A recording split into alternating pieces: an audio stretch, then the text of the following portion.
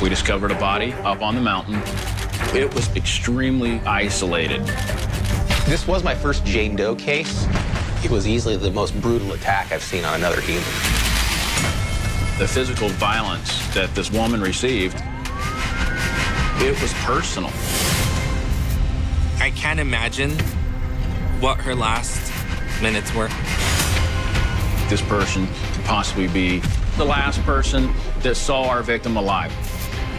I need the information that only he possesses. That dot is right where we found the body. 21-year-old Dioneth Lopez recently started a new career at Amazon. But this week, she's taking time off. Hey, Armando, how's it going? Dioneth and I, we were very close friends. How's the new job? Made friends with everyone yet? She was very friendly, she's very outgoing, a very happy person. We'd all just joke around, watch movies, drink, have a good time. Armando met Dioneth through his roommate, Sari. Ella entró a trabajar a ese lugar y nos hicimos más cercanas. Salíamos. Ella nunca te iba a decir un no, ella siempre le ibas a ver con una sonrisa en su cara. Como les digo, que siempre le pedí algo, siempre lo hacía, siempre estaba al pendiente mío, de mi niña, y es lo que uno más recuerda, su forma de ser. Dioneth is driven to help provide for her family. Her main thing was to work, and her biggest goal that I know was to help her mom and then her brother, even if it was working extra hours. So she was very focused on that goal. Okay, I better head out, okay? Talk to you soon. Bye. Dioneth plans on flying to Washington State to go hiking. She was always spontaneously down to do any sort of adventure, She kind of gave me you only live once, so let's go do it. Her positivity, her smile, that vibe she gave, when you approached her, I think that's what made her, her.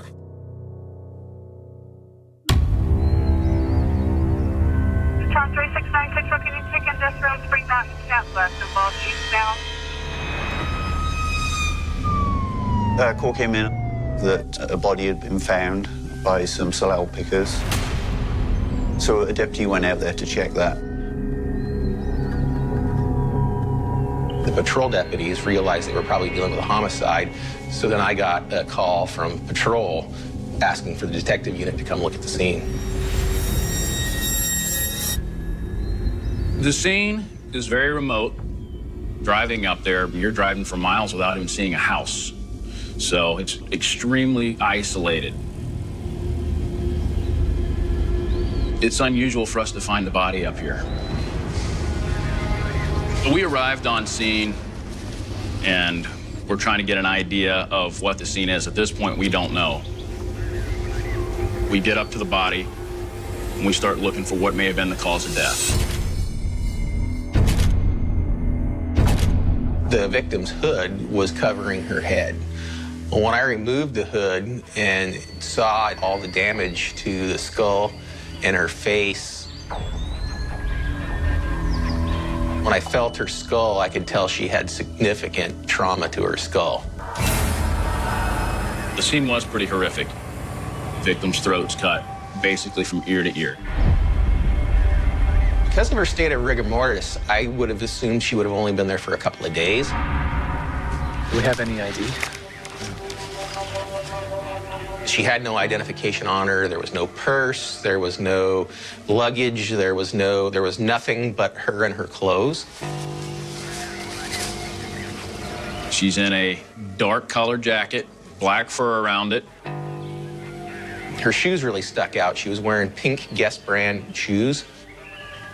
She had freshly painted fingernails. She had glitter in her hair. Why is this gal that looks like she's ready to be on a date out in the middle of nowhere? Detectives look for evidence of how the victim got here. We're looking for tire marks. We're looking for any evidence that points towards the body moving to the location it was at or from another location.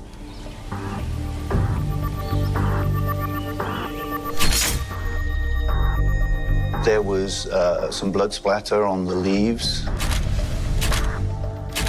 It's on the underside of leaves even. It made us believe that the actual homicide had occurred where she was at.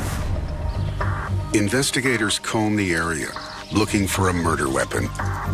We make our way down the trail. And as we're going down, there's a broken tequila bottle that doesn't look old. That's unusual. We're in the middle of nowhere. This trail doesn't get used much, so that's out of place.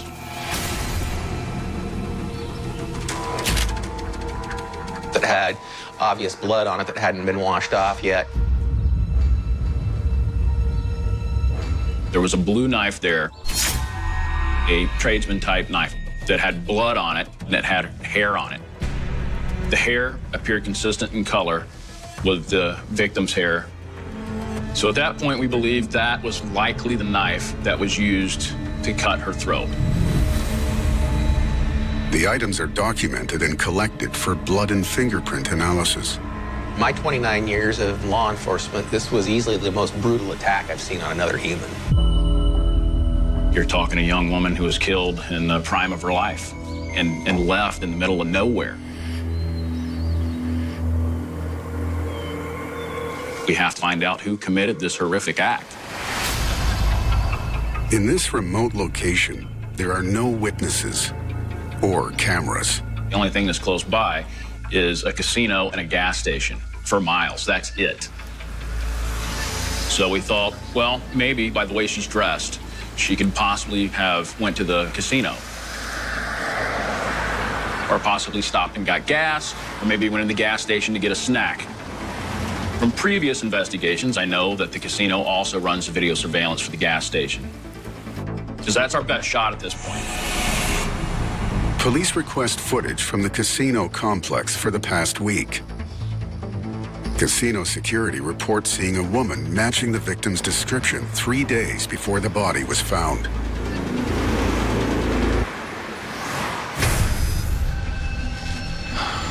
Okay, let's see what they said. We are hoping we actually got video of our victim and that it's going to lead us along the right path to find the suspect and what's happened to this person. So this is a big deal for everybody. Detectives queue up footage from the gas station where the woman was spotted.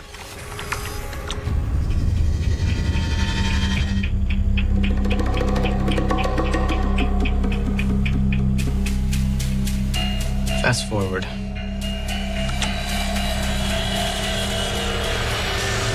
There, is that her? It's not her. Okay, play on.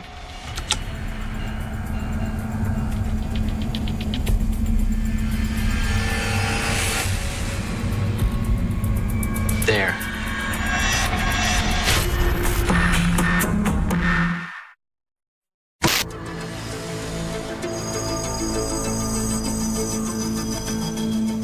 Play that again.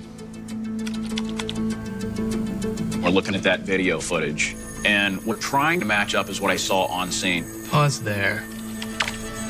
You got a coat that's lined with fur around the hood. You're looking at the shoes. The shoes stand out. You know, they're bright pink shoes with white soles. Looking at that footage, it was pretty clear that this person was our victim on scene. Can you switch camera?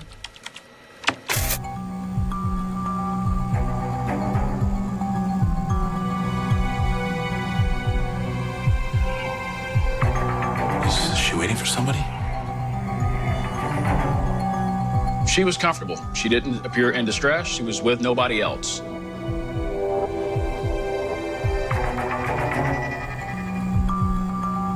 The victim spent about half an hour within the store. She didn't converse with anybody. She picked something up. What other angles do we have?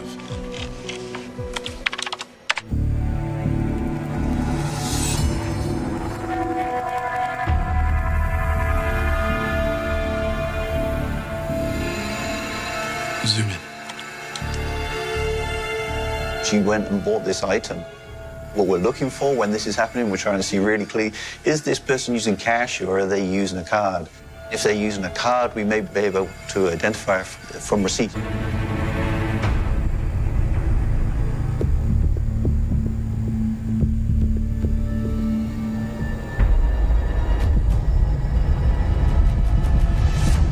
And in this case, she did. Great. Let's request the car details.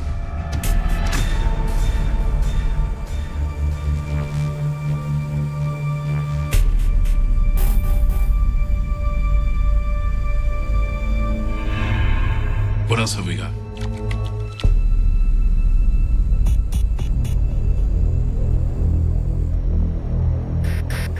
Stop there. Push in on her face. The main walkway in was the best footage angle that we had. It was a good shot of her face. It's big for us because now we have an investigative lead.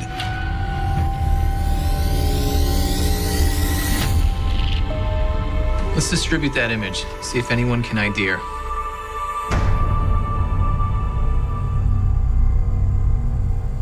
Can we see where she goes next?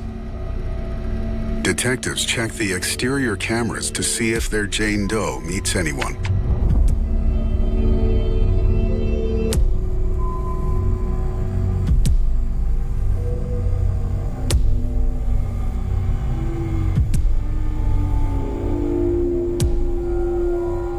Have we got any other cameras?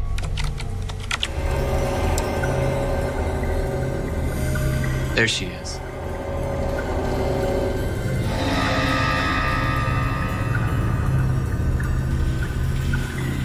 It was kind of diagonally across the parking lot, but quite a distance. It was out of the way of regular sight and most of the cameras.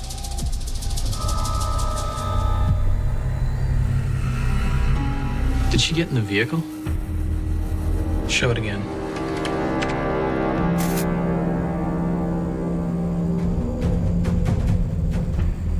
She's getting in the vehicle behind. They focus on the front of the second vehicle.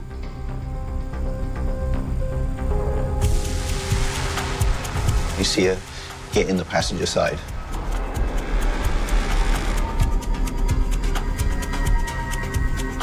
Most people don't sit in the passenger side if they're on their own in a vehicle. It was off in a darker area. You really can't see what's going on there. It's a little frustrating, you know, when you're trying to figure it out and you don't have that right angle. Do we see the vehicle arriving? Can we rewind?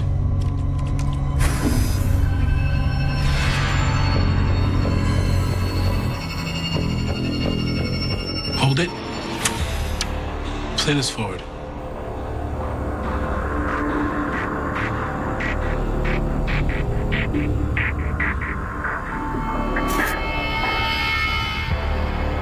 We have the truck pull in. The truck parked. We got some details like of the vehicle. It's a regular cab pickup truck. I know it's either a Chevy or GMC. I know it's a two-wheel drive truck just from looking at it because I used to work at a Chevy dealership. You can't see in this particular angle anybody in it, unfortunately. Got a little more work to do with the investigation to find out who this person actually is.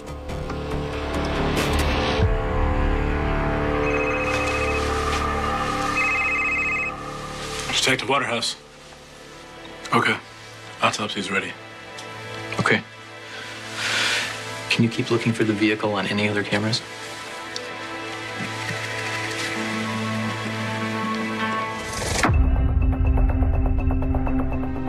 The cause of death could have been one of a couple things. It could either be the impact to the head that caused cranial damage to the top. That kind of blunt force trauma could be consistent with this bottle that's at a place, that's at the bottom of the trail. We think that's likely what caused the impact on the victim's head. And obviously her throat being cut could have been the other cause of death. The wounds sustained by the victim appeared to be consistent with the blue knife that was found at the top of the trail and was discarded. I found other injuries, too.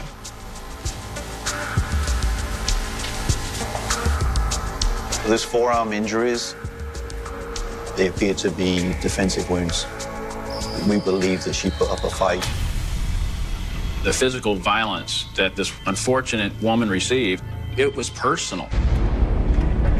In Seattle, Deoneth Lopez's friends and family have not heard from her for 4 days. I get a text from her mom, just like, hey, my daughter's in Seattle. Do you know anything? And I was kind of like, no, I don't know anything. Maybe her phone died, you know? They didn't take a charger, you know? She'll be back. She went camping. And I called her through social media, apps, Snapchat, Instagram. I sent her messages and nothing, like, my calls wouldn't go through. I started worrying and I was like, okay, this is weird. So I posted the missing picture with my personal phone number. I shared it on my Facebook. I shared it on Twitter. There was over probably like 500 shares within the Seattle area. But no one knew where she was. At this point, it was like, what's gonna happen? You know, I was scared, basically. We have someone that's missing. It's not normal. Where's the help gonna come from? Like, we need help. Armando files a missing persons report in hopes of tracking down his friend. In Clallam County, investigators hope to identify the people in the red truck. So when the vehicle moved out of the parking lot, there's two ways it could have gone. One is to leave the parking lot and be out of camera sight, and that would then be the last that we see of this vehicle. The other is it could have gone through to the gas pumps. Detectives pull up the camera showing the pumps.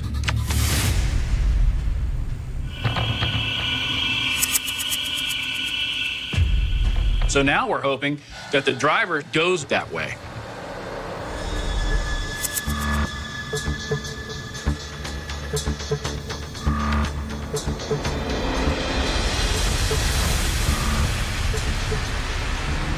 That's it. The truck pulled up at one of the pumps. It's in much clearer light. Zoom in. It's a red Chevy Silverado. It looked like the windows were tinted, so you couldn't see into it.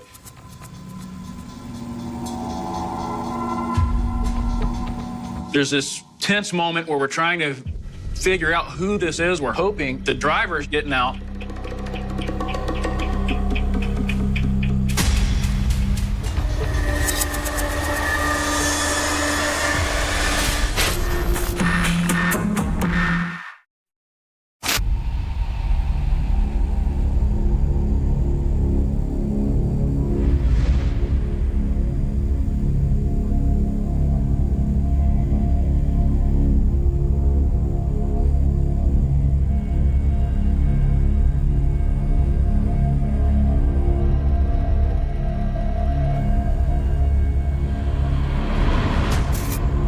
A male got out of the vehicle with what appeared to be the same bag that was carried out from the gas station by the victim and put that in the trash. This person could possibly be the last person that saw our victim alive. This is definitely somebody we're interested in talking to.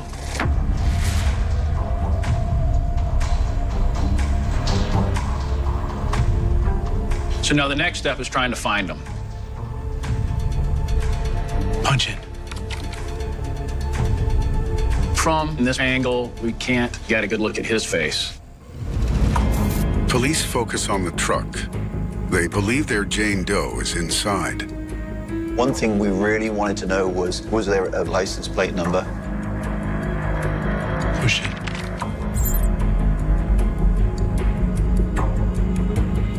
It is a little frustrating when you have footage, you can't see any license plate.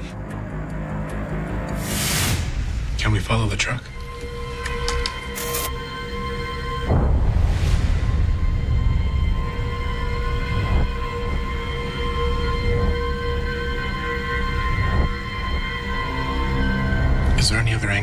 They switch to the exit camera.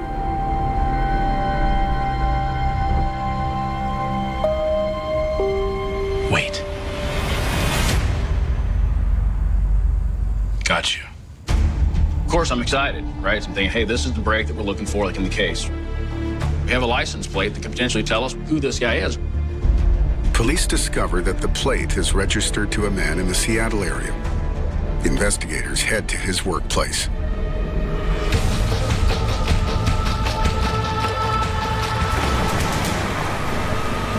The license plate on the pickup truck came back to an older gentleman. The man had sold the truck, but the new owner failed to register new plates. It was actually not the correct plate that should have been on that vehicle. That was very suspicious. With the previous owner in the clear, detectives search for a better image of the driver. They pull up the parking lot camera before the truck leaves.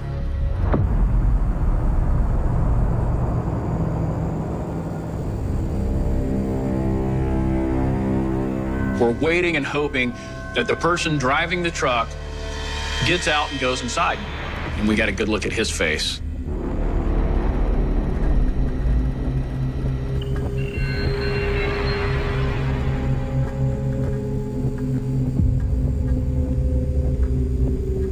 At 5:45 p.m., the driver exits the vehicle. He starts heading towards the store.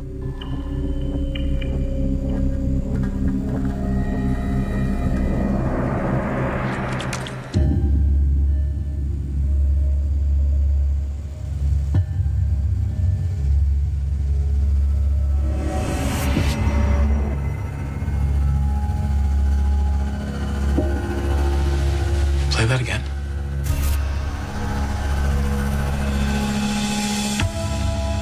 He appeared to walk in quite casually. He's looking around as he walks in. He picks something up. What does he do next?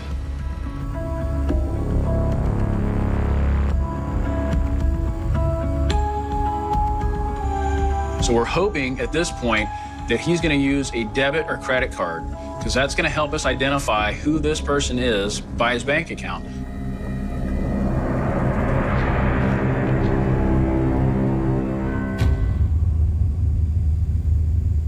Unfortunately, he paid with cash, and that ended up being a dead end. Have we got him exiting?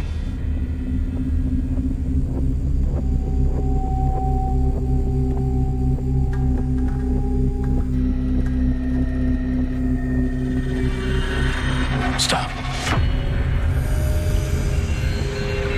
He comes right into camera view, and we get a really good look at him. And the look of this person appears to be a Hispanic male between 25 and 35 years old.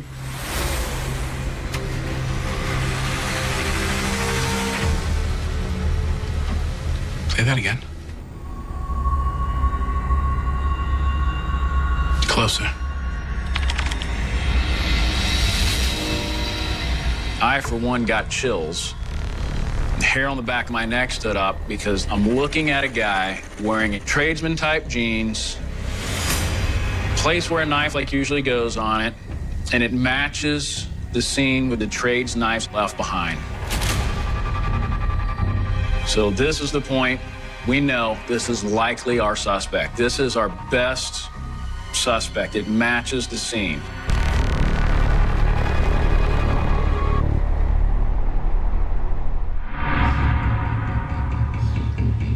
Detectives receive a copy of the victim's credit card transaction. You're expecting to see a name. But the name and account number are not shown. It's a blow when you see there's no name there. You always reach these dead ends.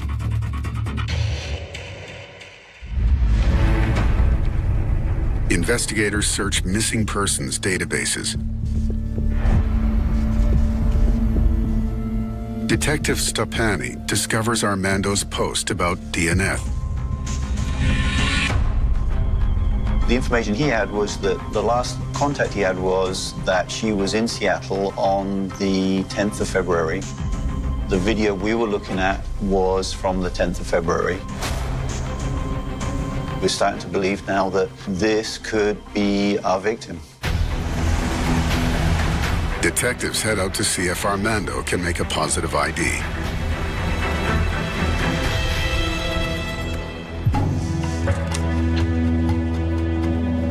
They show me a picture of her at a gas station. And they asked me, is this her? And I was like, yeah, that's her. Now we have a name. We have a name for that victim, and that is Deonna Lopez.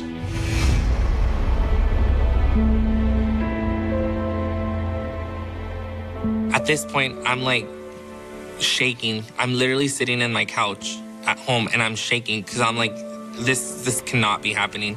I just started crying. I can't imagine what her last minutes were. It's just, it's sad. Deonna's friend, Sarah E., remembers a man she may have been seeing. Sarai sends me a Facebook profile, and I was like, okay, who's this? And she's like, oh, he might know where she's at. Lo que me acuerdo, creo que sí y no. Terminaban, regresaban, hablaban o no hablaban, pero creo que siempre estuvieron en contacto. Oh, no sé si ella lo buscaba o él la buscaba, pero siempre estuvieron en contacto. Armando shares the tip with detectives. She had a secret relationship with a Alex Rojas. Full name is Alejandro Rojas, goes by Alex. Now we have a name of who we believe could well be our suspect.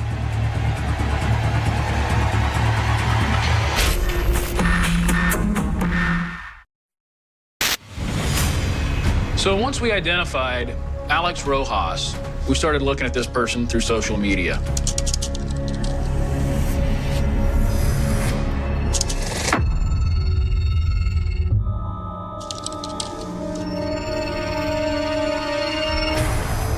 It looks like the guy that's in the gas station footage. He's wearing almost identically what he's wearing at the gas station. The exact same hoodie, the exact same pants on social media. Alejandro Rojas appeared to be our prime suspect. Police learn that as well as dating Deonna, Rojas has a wife and young son.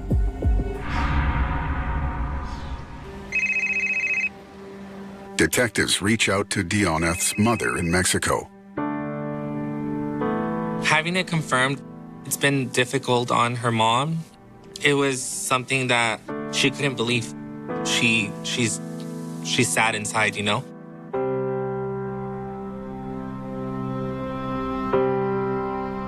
Deonna's mother also had contact with Rojas. Rojas had told her that he had taken Deonna to the Olympic Parks area to go hiking. Rojas tells Deonna's mother she planned to meet friends, and he dropped her off by the roadside. Just outside of the Olympic Parks is the National Forest, and that is where Deonna was found. They look into Rojas's movements in the days prior to Deonna's body being found. We have phone numbers for Deonna Lopez and a phone number for Alex Rojas. We're able to get a search warrant for those cell phones and track their movement. She was picked up at SeaTac International Airport by Alex Rojas. Cell phone data indicates they drive to the gas station, where they stay for 7 hours. And then going from the gas station and up onto the hill where our crime scene is. At the scene, their phones are switched off for over 3 hours. 2 cell phones returning back to Seattle, but we know one person didn't. This is not looking good for Rojas. Detectives decide it's time to interview Rojas. They head out to bring him in. Mr. Rojas. We tell him, hey, we're looking at a missing person investigation and we need to talk to you. We're trying to make this person as comfortable as possible. And they're going to be much more comfortable talking about a missing person that they were associated with as opposed to a homicide. He appeared to have no idea that he was a suspect in this case. Rojas agrees to come in for an interview. I need to know what he knows. I have nothing conclusive about the murder of Diona Lopez. Basically, we'd like to talk to you just about you picking up and the name. Can you pronounce the first name for me? I'm sure I'm going to mess that up. Diona? Yeah. So, yeah, if you could just tell me about that and what's going on, what the plans were. She came on Monday. I picked her up at 8:30. So we were just driving around the roads and stuff. And we came back to that Chevron that's next to the casino. Yeah, sure, okay. What truck was it? It was a Silverado. Silverado? And is that your rig? Yeah. Okay. So the phone records match. It matched what he tells us. He drove to the gas station where we actually see him on surveillance later in that very vehicle, in that truck. He said that he spent the night in his truck just a little ways down the street from the gas station. So what's your relationship with her? Met her like 2 years ago. Like 2 years ago? Yeah, 2 years ago. How? Okay, so it was like...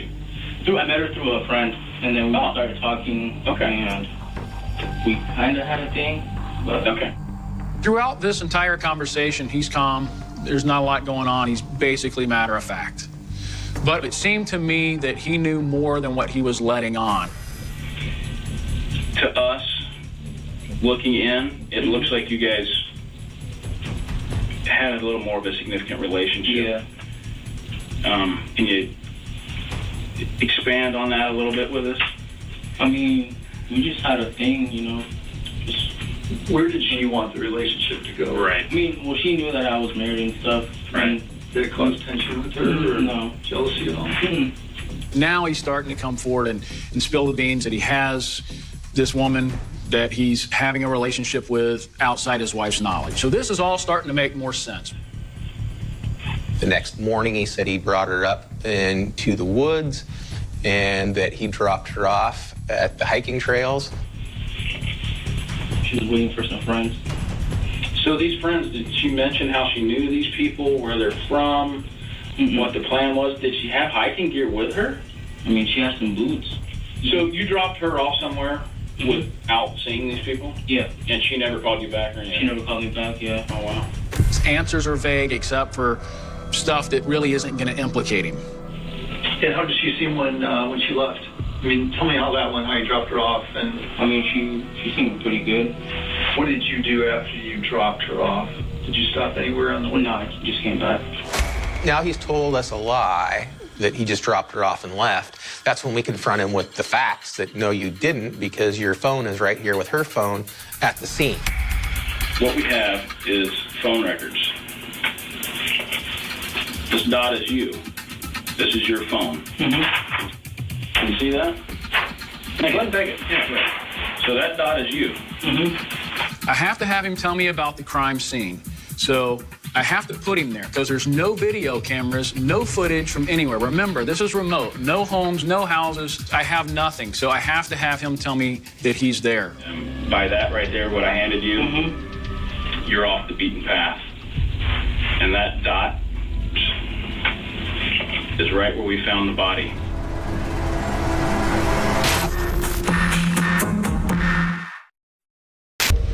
We're going to put this together a little bit, and I can tell you a little bit about what I think, if that's okay. Again, I don't want to scare you to death, but I know you got off the pavement. He isn't talking a whole lot.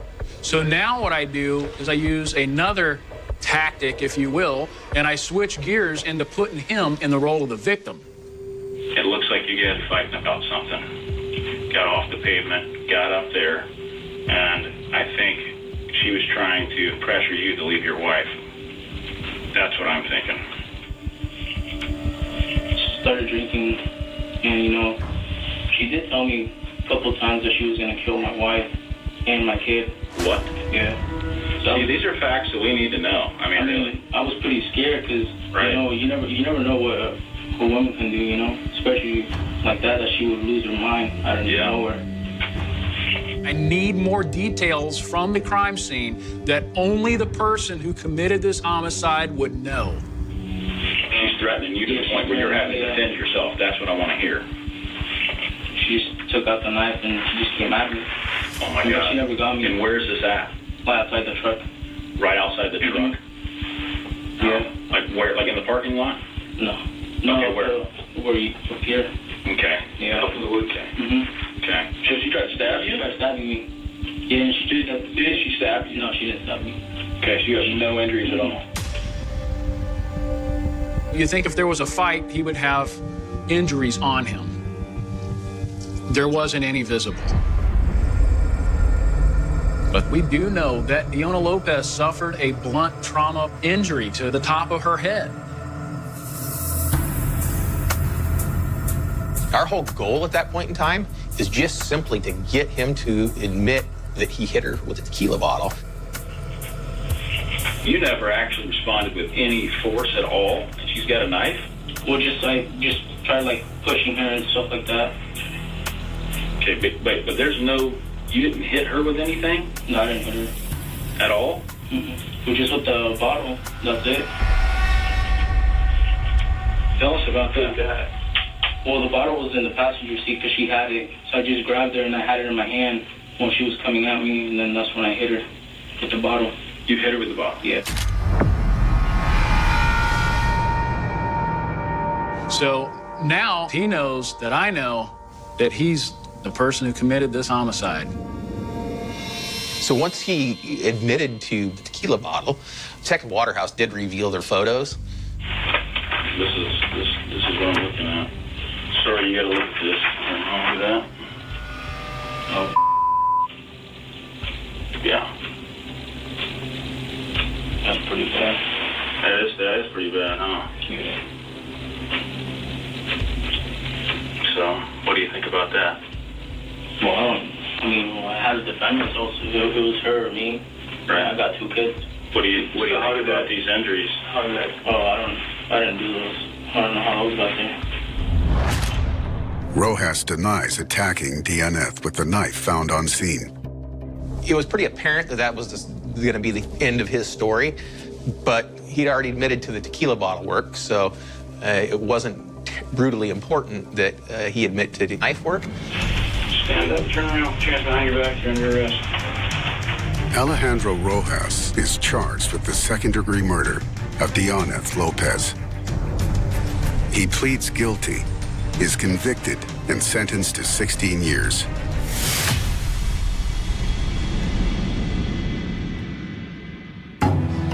At the end of this whole thing, I'm just glad that there was some closure for the family.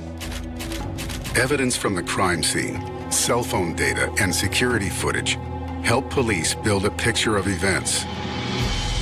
Diona Lopez flies to Washington to spend time with Rojas, who is hiding their relationship from his wife. Her whole reason for being there was to discuss her relationship status and that she wanted to spend more time with Mr. Rojas. I don't believe there was ever an intent to go on a hiking trip with friends. Rojas picks Diona up and takes her to the gas station, close to the Olympic National Park. He parked in a dark area, and they're never together. They're in and out of the gas station at different times. It could be he doesn't want to be seen with her. The couple spend the night in the truck by the side of the road. The next morning, Rojas drives Diona into the forest. I believe he took her up to the woods as a ruse of somewhere private to go. Possibly drunk too much based on the alcohol bottle that was used. And they got into this physical confrontation.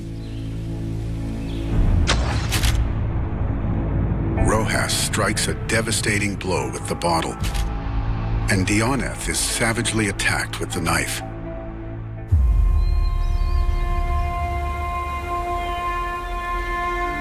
Fui al lugar de los hechos. Fuimos un grupo de amigos a ponerle velas, una cruz. So, empezamos a compartir momentos felices que cada uno había vivido con ella. I really looked forward to The Monday afternoon of May 6th, 2013, in the Tremont neighborhood of Cleveland, Ohio, carried with it the deceptive weight of ordinary life. The air was beginning to ripen with the early heat of a coming summer, and the streets were filled with the mundane symphonies of a blue-collar district, the distant hum of a bus, the intermittent bark of a dog behind a chain-link fence, and the smell of cheap asphalt warming under a pale sun. On Seymour Avenue, a street where the houses sat shoulder to shoulder like weathered teeth, life followed a predictable, weary rhythm. Neighbors waved from porches, and children navigated the cracked sidewalks on bicycles, oblivious to the fact that they were playing in the shadow of a fortress. At number 2207, a two-story wood frame house stood with its windows obscured by heavy plastic and wooden slats, its porch sagging under the weight of secrets that had been fermenting in the dark for over a decade. To the casual observer, it was just another neglected property belonging to a quiet, if somewhat eccentric, school bus driver who played bass guitar in local Latin bands.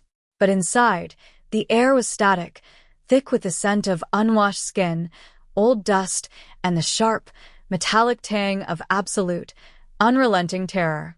In the cramped, lightless upper reaches of that house, Amanda Berry sat in a state of hypervigilance that had become her only biological reality for 10 years. She lived in a world where time was measured not by clocks, but by the heavy, rhythmic thud of a man's boots on the stairs and the turning of locks that sounded like gunshots in the silence. But on this afternoon, the rhythm had broken. Ariel Castro, the man who had styled himself as the absolute god of this rotting kingdom, had made a mistake. He had left the inner door, the heavy, solid barrier that stood between Amanda and the world she had almost forgotten, unlocked.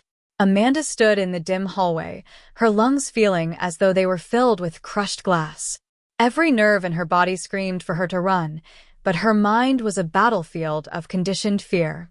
For a decade, she had been trained to believe that any attempt at freedom would result in a pain so profound it would end her existence.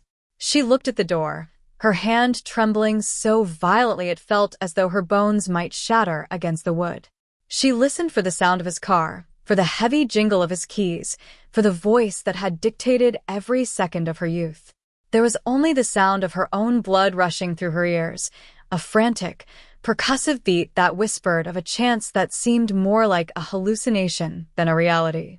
She reached out, her fingers brushing the cool, indifferent metal of the handle. It turned.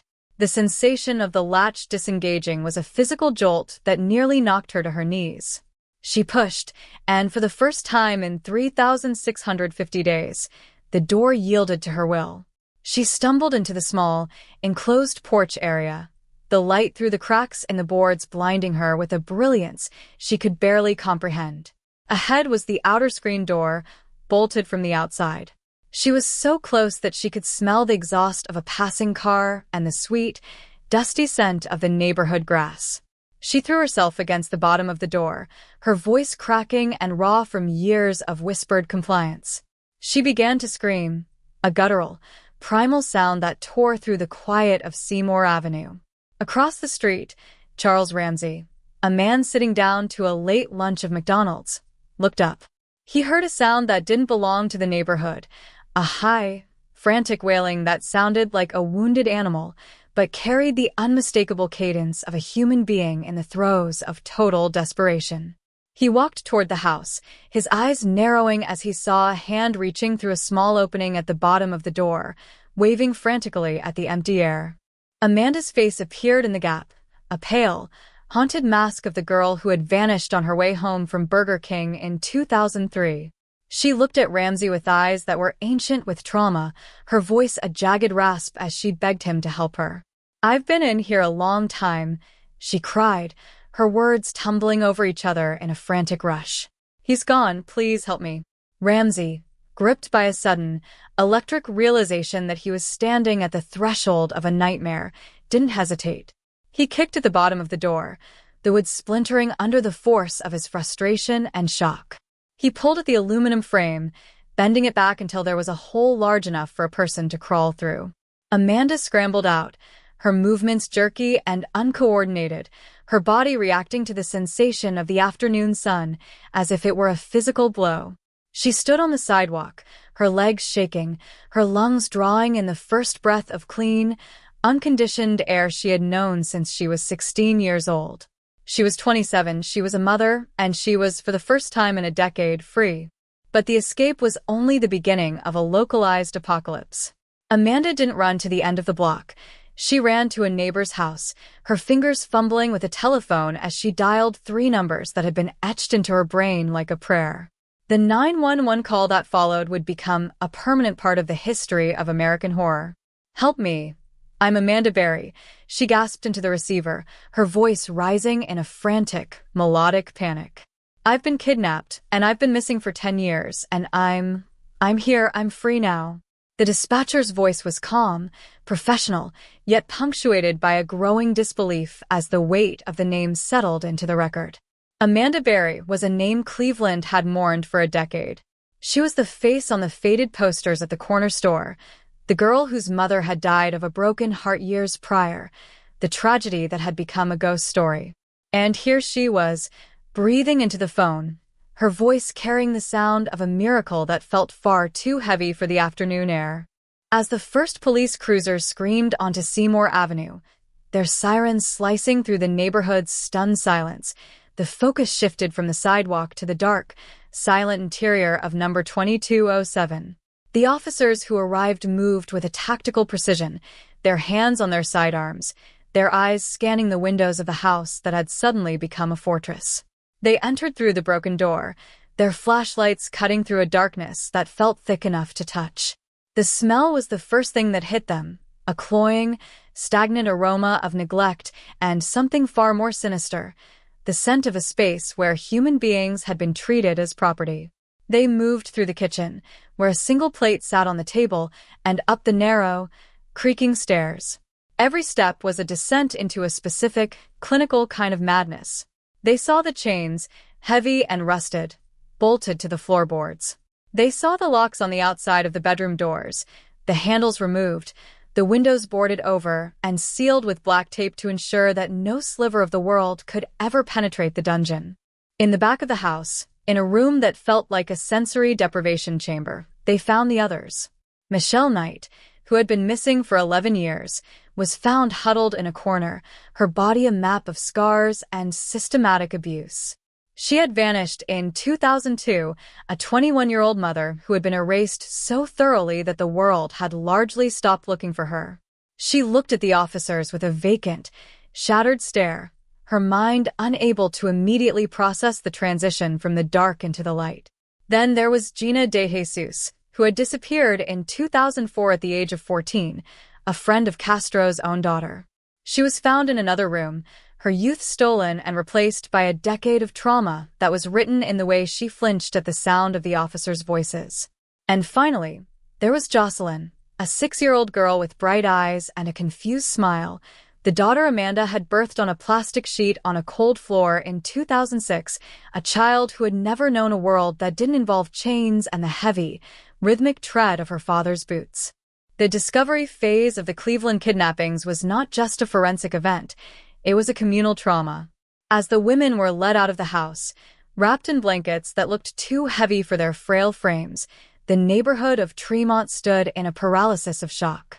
People cried out, some fell to their knees, and others stared in a mute, horrifying realization that they had lived next to a charnel house for years. They had heard the music coming from Castro's house, they had seen him grilling in the backyard, they had even shared drinks with him at local bars.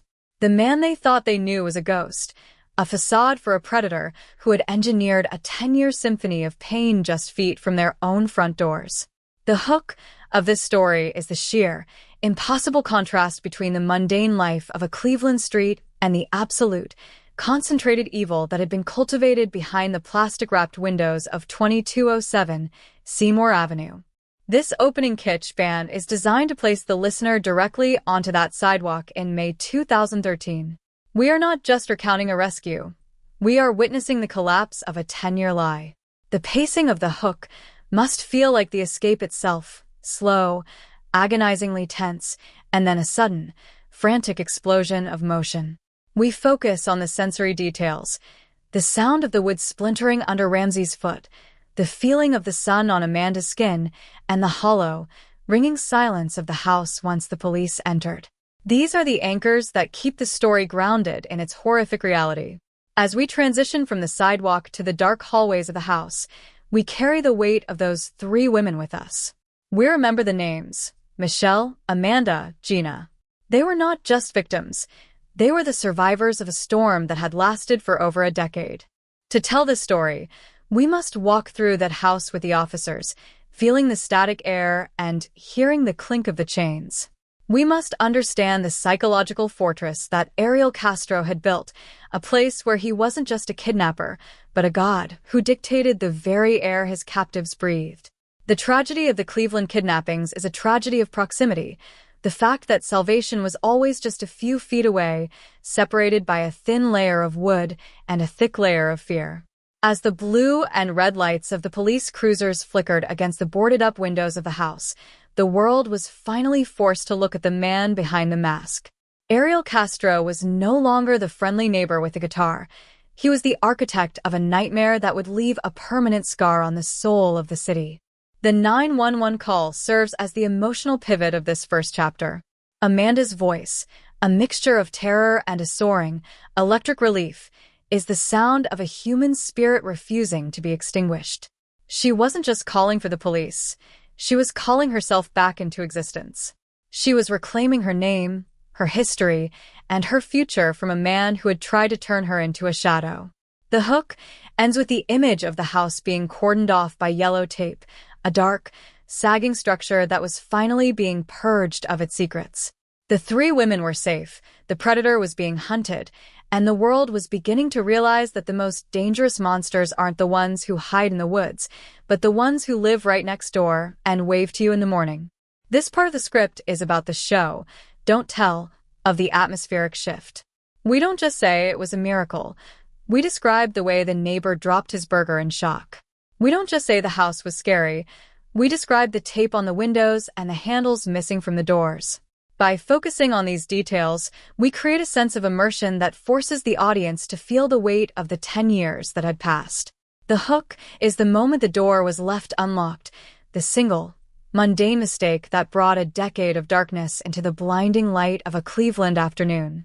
As we move forward, we will analyze the slow-motion car crash of the victims' lives, the chilling psychology of Ariel Castro, and the forensic excavation of the House of Horrors. But for now, we stay in the sun, watching as 3 women walk out of the dark and back into the world that had almost forgotten they existed.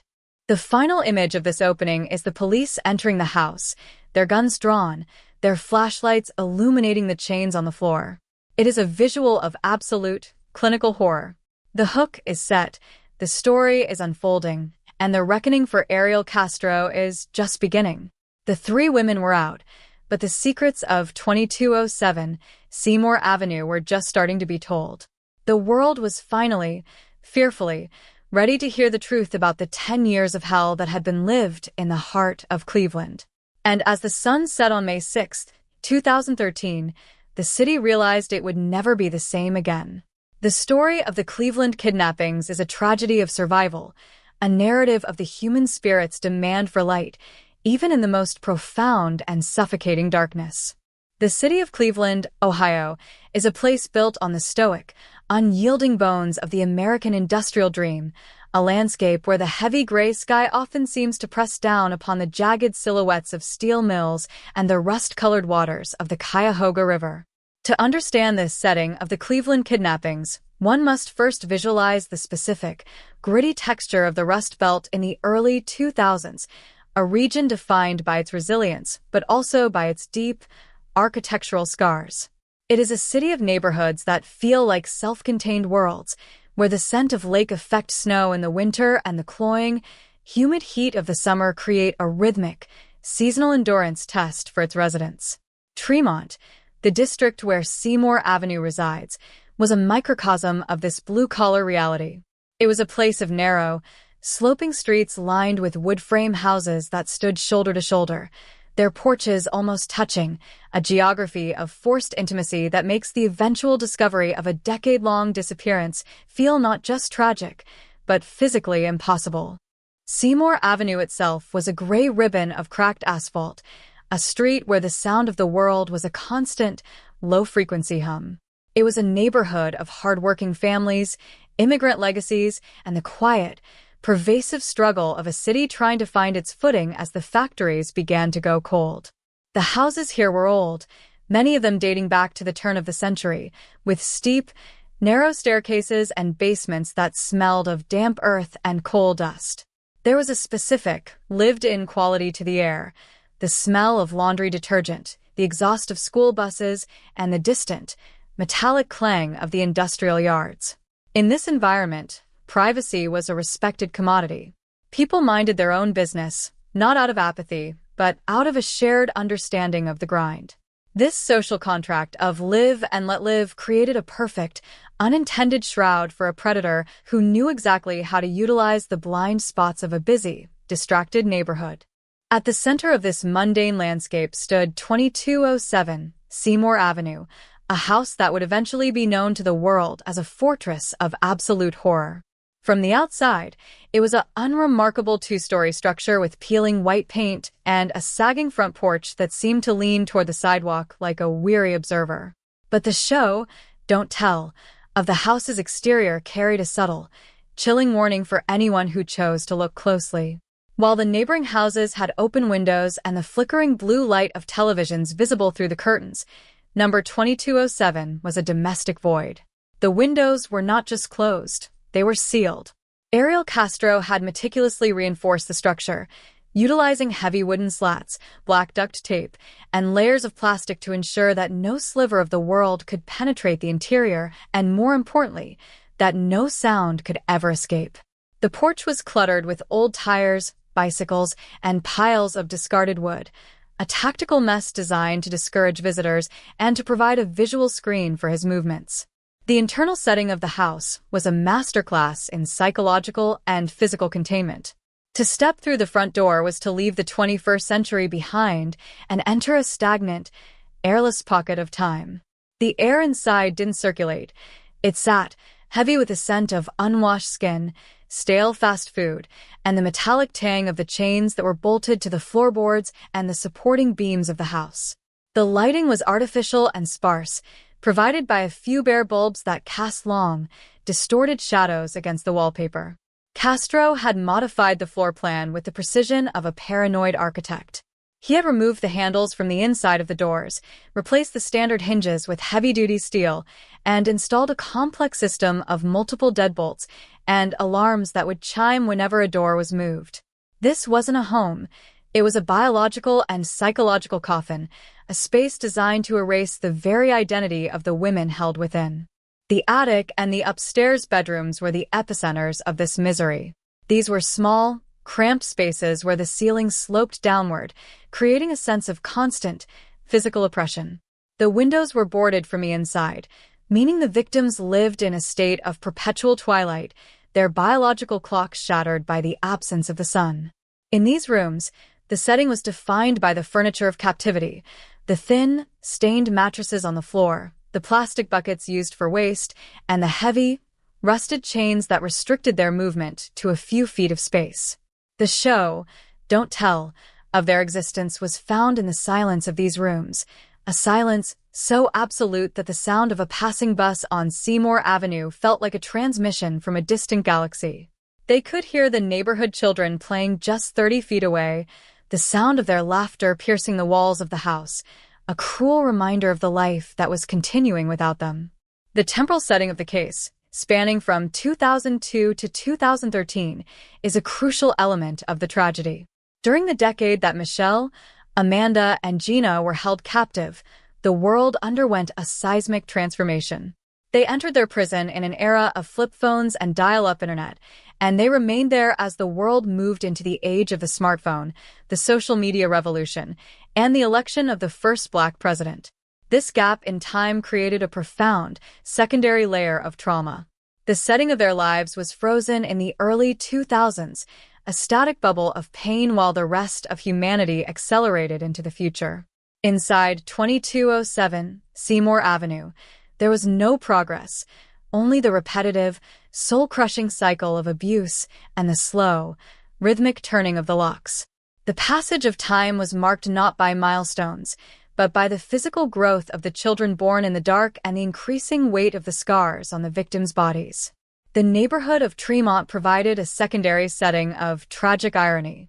This was a community that prided itself on its warmth and its musical heritage. Ariel Castro was a part of this world.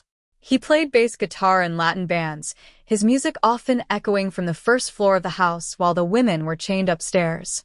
He would host barbecues in the backyard, the smell of grilled meat and the sound of salsa music drifting through the neighborhood, while Michelle, Amanda, and Gina were being starved just a few yards away behind the boarded windows. This contrast, the normal facade of the neighbor and the monster reality of the kidnapper, is the defining characteristic of the Cleveland setting. It is the horror of the mundane, the realization that absolute evil can exist in the same space as a Sunday dinner or a backyard party. The geography of the kidnappings also included the school bus routes that Castro drove every day. As a school bus driver, he was a trusted figure in the community, a man who was responsible for the safety of the city's children. This part of the setting is perhaps the most disturbing. He would navigate the streets of Cleveland, passing the very intersections where he had abducted his victims, his eyes scanning the sidewalks for the next opportunity while he transported students to their classes. The city was his hunting ground, and the bus was his camouflage. The setting of the crime wasn't just the house. It was the entire infrastructure of the city that he had turned against its own people. He utilized his knowledge of the backstreets and the neighborhood routines to ensure that his movements were never questioned, a predatory ghost moving through the daylight. The interior of the house also featured a show, don't tell, landscape of Castro's own narcissism and control. He had built a small, soundproofed room in the basement, a space where he could exercise his darkest impulses away from the ears of any unexpected visitor. He had a collection of musical instruments, a motorcycle parked in the living room, and a clutter of personal items that suggested a man who lived a life of cluttered, chaotic self-indulgence. The house reflected the fragmentation of his psyche, the neat, public-facing areas where he would occasionally entertain guests, and the hidden, fortified zones where he held his property. This dual setting created a psychological minefield for the victims, as they never knew which version of the house they were in or which version of the man would walk through the door. The weather in Ohio added a seasonal layer of physical hardship to the setting. In the winter, the old house on Seymour Avenue was drafty and cold, the wind whistling through the cracks in the boards, the victims huddled under thin blankets as the snow piled up outside. In the summer, the lack of ventilation turned the upper rooms into an oven, the heat radiating off the roof and the humidity making every breath a struggle. The setting was a sensory assault of extremes. The sound of the furnace kicking on in the basement, the smell of the damp wood in the spring, the feeling of the cold iron against their skin, these were the constants of their decade in the dark. The aftermath would eventually see the house torn down, but the setting of 2002 to 2013 remains a permanent, spectral presence in the memory of Cleveland. The social backdrop of the search for the missing girls is another vital component of the setting. For 10 years, Cleveland was a city haunted by the faces of Michelle, Amanda, and Gina. Their posters were everywhere, taped to the windows of convenience stores, featured on the nightly news, and carried in the hands of their grieving families during annual vigils. The setting was one of collective, prolonged mourning. The family of Gina De Jesus, in particular, lived just a few blocks away from the house where she was being held.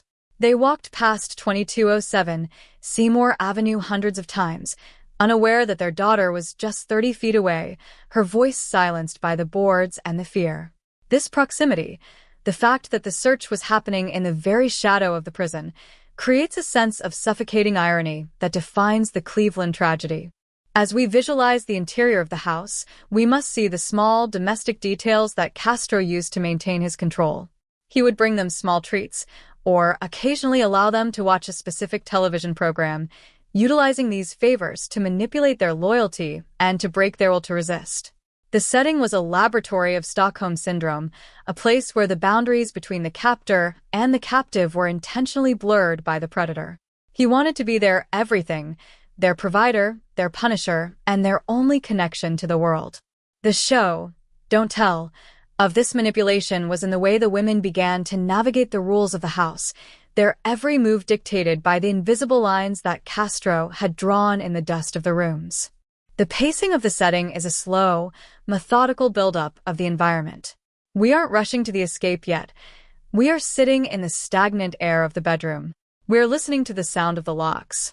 We are feeling the weight of the 10 years that have passed. The setting is the foundation of the horror, the reason why the Cleveland kidnappings were able to continue for so long without a single neighbor suspecting the truth. To understand the victims, you must first understand the world that Castro built for them, a world where the sun didn't shine, where the doors didn't have handles, and where the only sound was the heavy, rhythmic tread of a monster on the stairs. The final image of the setting is the house at 2207 Seymour Avenue standing silent in the moonlight.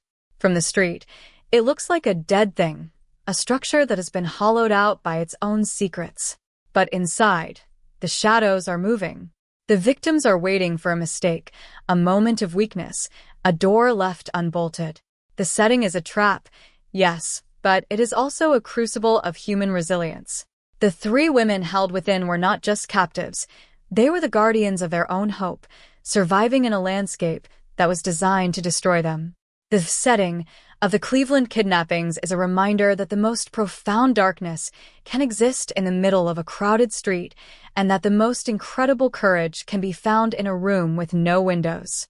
In the true crime narrative, the setting is the 3rd character, and in the Ariel Castro case, the house on Seymour Avenue is a character that is as much a villain as the man himself. It was a partner in the crimes, providing the cover and the isolation necessary for a decade of depravity. The aftermath would see the lot turned into a green space, the physical remnants of the house erased from the map of the city. But the memory of this setting remains, a permanent, chilling reminder that the boogeyman doesn't always live in a cabin in the woods. Sometimes, he lives in a house with peeling paint and a sagging porch, and he waves to you as he drives his bus down your street. The 2,500 words of this chapter serve as a clinical, yet evocative, autopsy of the environment. It is about the show, Don't Tell, of the captivity, the dust, the chains, the black tape, and the salsa music playing on the first floor. It is the pacing of the investigation before the investigation even begins, the decade of silence that preceded the 18-minute 911 call. We carry the weight of this setting as we move into the victim's story, ensuring that the names of Michelle, Amanda, and Gina are spoken with the respect they were denied in the dark. The house on Seymour Avenue is gone, but the truth of what happened there remains, a haunting testament to the resilience of the human spirit in the face of absolute, concentrated evil. We end this section with the image of the neighbors walking past the house on a spring evening in 2012. They're talking about their day, their plans for the weekend, their hopes for the future. They are just feet away from a miracle and a nightmare, separated by a thin layer of wood and a decade of fear. The setting is a tragedy of proximity, a reminder that the world can be a very small and very dark place for those who are caught in the shadows of a predator. The reckoning is coming, but for now, the house on Seymour Avenue remains silent, a fortress of secrets waiting for the light to finally break through. The sound of a heavy metal deadbolt sliding into place is a sound that signifies the end of a world. In the specific, localized apocalypse of 2207 Seymour Avenue, this sound was the rhythmic punctuation of a decade-long nightmare. The incident of the Cleveland kidnappings was not a single moment of violence, but a systematic, clinical dismantling of 3 human lives, a process that began the moment the front door of that unremarkable wood frame house was pulled shut and the world outside was traded for a stagnant, airless vacuum. To understand the horror of the incident is to move beyond the headlines and into the sensory reality of the house. The way the floorboards groaned under a predator's weight, the way the light from a single bare bulb cast long, predatory shadows against the peeling wallpaper, and the way the silence was weaponized to break the spirit before the body even succumbed. It was an environment where the mundane objects of domestic life, chains, locks, tape, and wood, were repurposed into the architecture of a private hell, presided over by a man who viewed his captives not as human beings, but as a harvest of potential and pain. The abduction of Michelle Knight in August 2002 set the blueprint for the decade of depravity that would follow. It began with an act of feigned empathy, a predatory tactic that Ariel Castro had spent a lifetime perfecting. Michelle was a woman navigating a world of immense pressure, her mind consumed by the legal battle for her young son. When Castro pulled his vehicle alongside her near the grocery store, he didn't offer a threat. He offered a solution. He used the show, Don't Tell, of a helpful neighbor, his voice calm and melodic, his eyes reflecting a sympathetic understanding that acted as a psychological bridge. He invited her into his home with the promise of a puppy for her son, a lure that targeted the very core of her maternal hope. The transition from the street to the interior of the house was a descent into a trap that had been meticulously prepared. The moment she stepped into the hallway, the mask of the friendly neighbor dissolved. The atmosphere shifted from the humid Ohio afternoon to a cold, suffocating static. There was no struggle that the neighbors could hear, no explosive violence that would trigger an alarm. There was only the sound of the door locking and the sudden, heavy realization that the world had vanished. Michelle was led to the basement, a space that smelled of damp earth and old coal dust. It was here that the physical reality of the incident took its first, jagged shape. Castro utilized heavy-duty chains, the kind used for towing vehicles, to tether her to the supporting beams of the house. The show, Don't Tell, of her captivity was found in the cold, unyielding weight of the iron against her skin, and the way the world was reduced to the few feet of concrete floor that the chain allowed her to navigate. He didn't just restrain her, he erased her. He withheld food until her body began to consume itself. He utilized the silence to amplify the sound of her own terror, and he established a curriculum of violence that was designed to teach her that his will was the only law. The incident was a vertical prison, as she was moved from the basement to the upstairs bedrooms, each transition marked by new locks, new boards on the windows, and a growing, suffocating sense of isolation. The arrival of Amanda Berry in April 2003 was a secondary explosion of horror within the house. Amanda was abducted on the eve of her 17th birthday, a time of peak vulnerability and expectation. Castro used a similar ruse, offering a ride to a girl who was tired from a shift at work and eager to get home to her family. He used his daughter's name as a credential of safety, a betrayal of the most fundamental social trust. When Amanda entered the house, she was met not with a ride home, but with the same heavy locks and the same stagnant air. The show, Don't Tell, of her first night was found in the absolute, lightless dark of the room where she was held, a darkness so profound that she couldn't tell if her eyes were open or closed. She was stripped of her uniform, her jewelry, and her name, becoming another piece of property in Castro's collection.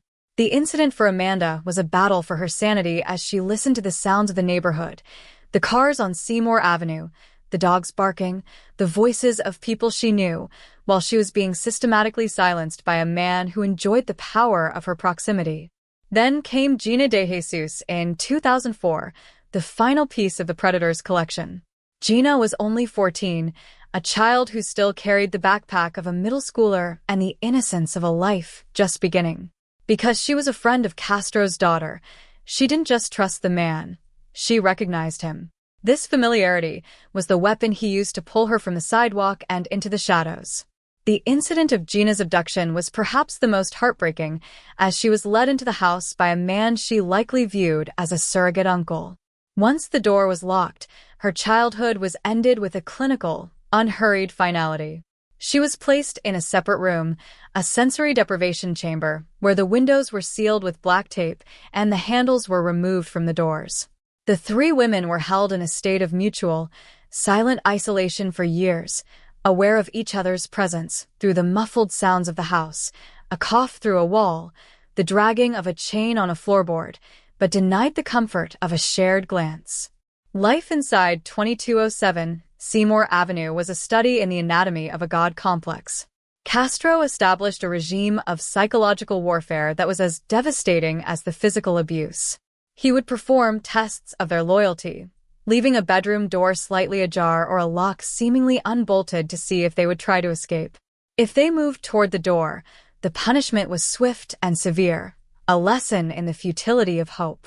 The show, Don't Tell, of his control was found in the way he would bring them small, meager meals, a single sandwich or a cup of water, and force them to express a profound, groveling gratitude.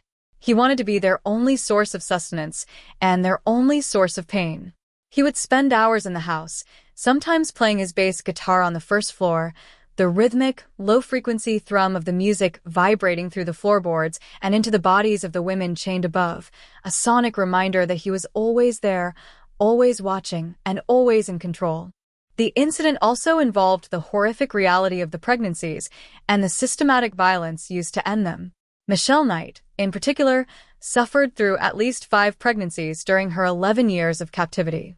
The show, Don't Tell, of this trauma was not found in the medical records, but in the physical brutality Castro used to induce miscarriages.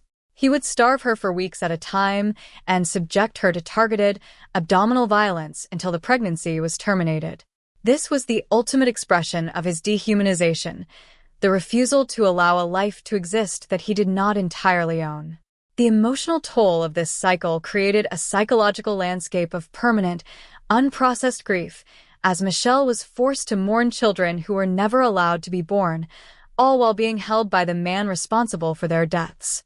The air in her room was heavy with the weight of these absences, a silent graveyard of potential that was lived in every single day.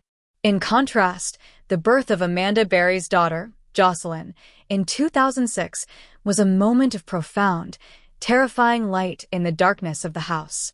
The incident of the birth took place on the floor of an upstairs room, with Michelle Knight forced to act as the midwife under the threat of death from Castro. The show, Don't Tell, of the scene was found in the plastic sheet spread across the cold floor and the absolute, ringing silence of the house as the child was brought into the world. When the baby stopped breathing shortly after birth, it was Michelle who performed the miracle, breathing life into the infant while Castro stood over them with the cold, calculating gaze of a man watching a biological experiment. From that moment on, the house became a bizarre, domestic nightmare, a prison where a child was raised in the shadows, her only concept of the world shaped by the boarded windows and the love of 3 women who were determined to protect her innocence even as their own lives were being consumed. The daily routine of the incident was a masterclass in sensory deprivation and environmental control. The women were often kept in the dark for days at a time, their biological clocks so shattered that they had to rely on the sound of the school bus outside to know if it was morning or afternoon.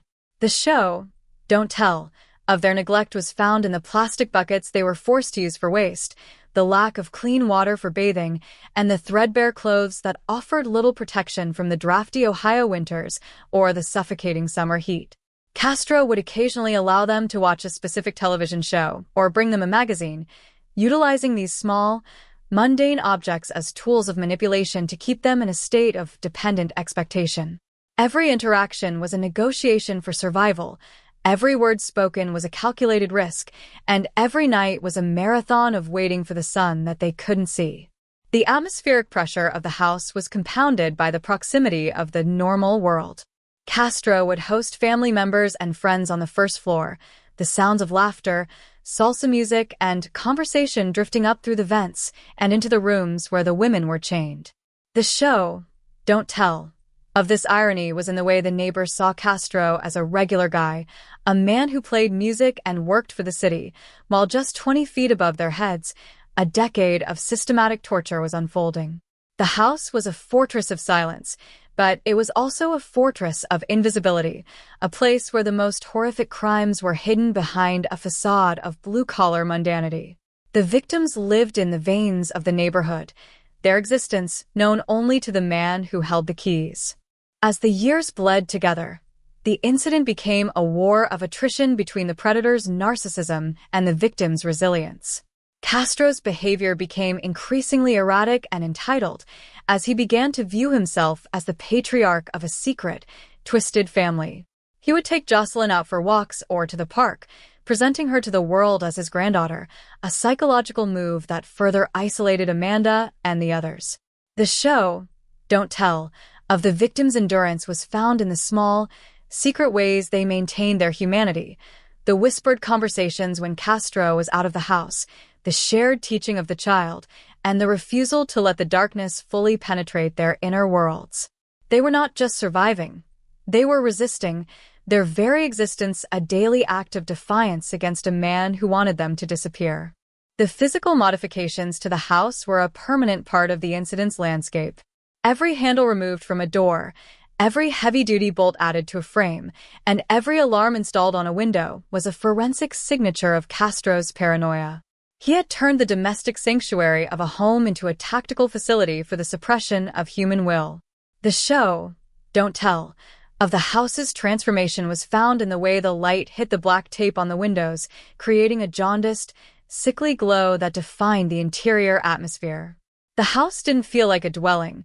It felt like a machine, a biological trap that was constantly humming with the tension of the captive and the captor. The air was heavy, the floors were cold, and the locks were the only things that functioned with absolute, mechanical certainty. The incident also included the psychological grooming of the victims, as Castro worked to convince them that their families had stopped looking for them and that the world had moved on. He would bring in newspaper clippings or show them news reports of other crimes, reinforcing the idea that they were safer inside the house than they were in the dangerous world outside. This gaslighting was a central pillar of the incident, designed to create a sense of helplessness that would prevent any attempt at escape even when a door was accidentally left unbolted. The show, Don't Tell, of this trauma was in the way the women began to police themselves, their fear of Castro's return more powerful than the physical barriers of the house. They lived in a state of suspended animation, their lives held hostage by a narrative of isolation that was as effective as any chain. To tell the story of the incident is to acknowledge the sheer, staggering weight of the time that was stolen. 11 years for Michelle, 10 for Amanda, 9 for Gina. This was not a moment in time. It was a significant portion of their lives, a decade where they should have been graduating, starting careers, and building their own families. Instead, their lives were defined by the rhythmic turning of the locks on Seymour Avenue. The show, Don't Tell, of this loss is found in the faded photos of the girls that were carried by their families during the decade they were gone, the faces of children that remained static in the public imagination while the women in the house were aging in the dark. The incident was a crime against time itself, a theft of potential that can never be fully repaid. The final image of the incident is the house standing silent on a May afternoon in 2013, just before the escape. Inside, the three women were in their rooms, their movements dictated by the familiar, heavy weight of the environment. The sun was shining on Seymour Avenue. The neighborhood was alive with the mundane sounds of a Monday, and at number 2207, the locks were still in place. The incident was a mountain of accumulated pain, a decade of silence that was about to be shattered by a single, desperate scream. The show, Don't Tell, of the coming breakthrough was in the single door that Castro had forgotten to secure, a mundane, human error that would finally bring the light of the world crashing into the darkness of the house. The incident was over, the miracle was about to begin, but the scars of those 10 years would remain a permanent part of the landscape of Cleveland.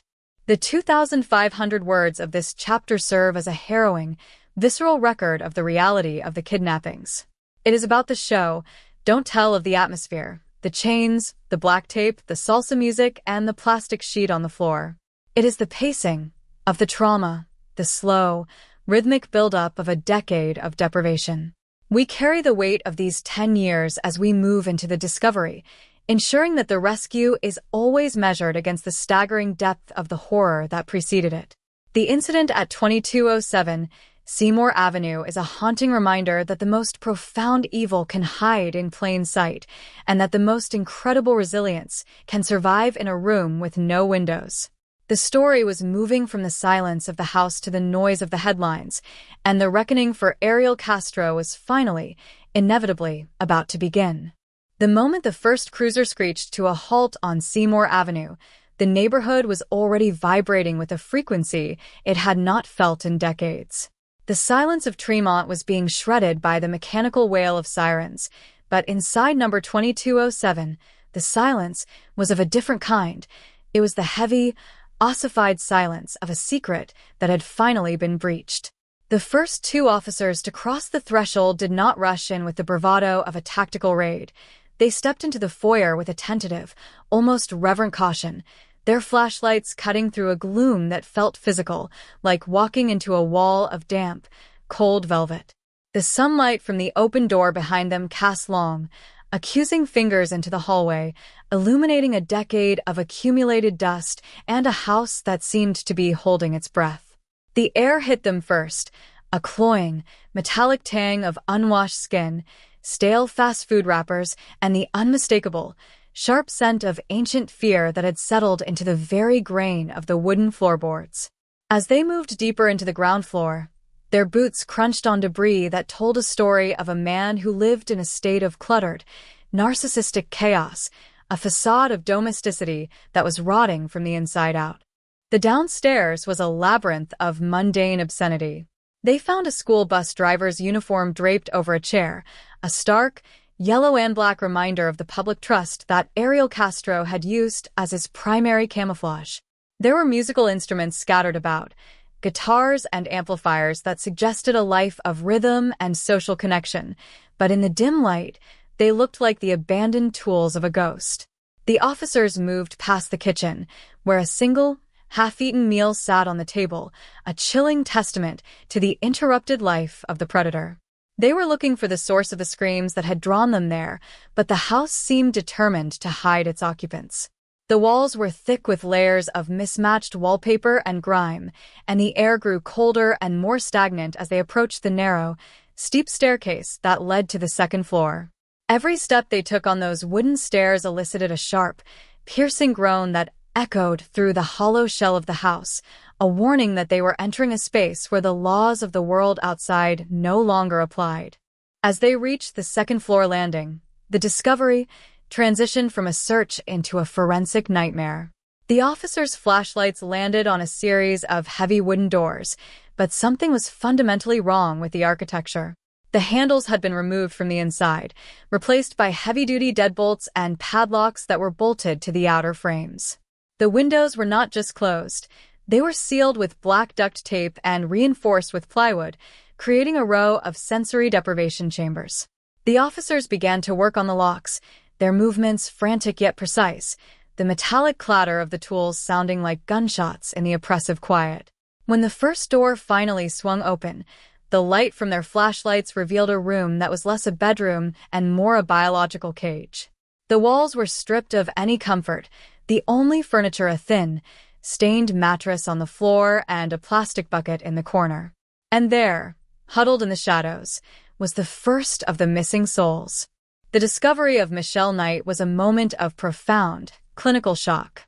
She did not look like the woman who had vanished 11 years prior. She looked like a fragment of a person, her skin a sickly, translucent pale from a decade without the sun. She squinted against the light, her eyes wide and shattered, her body trembling with a rhythmic, uncontrollable intensity. She did not speak at first. She simply stared at the officers, as if they were hallucinations. When they moved toward her, she flinched, a visceral reaction to the expectation of pain that had been her only companion for over 4,000 days. The show, don't tell, of her suffering was written in the scars on her arms and the way she moved with a fragile, hunched posture, as if she were still trying to occupy as little space as possible. As the officers wrapped a blanket around her, the weight of the 11 years she had spent in that room seemed to settle over everyone in the house, a heavy, suffocating realization of the sheer scale of the theft of her life. In the adjacent room, the discovery of Gina De Jesus provided a secondary explosion of emotional trauma for the search team. They found her in a space that was equally desolate, a room that had been her entire world since she was 14 years old. She was now a woman, but her eyes still held the haunting, frozen innocence of the child who had disappeared on her way home from school.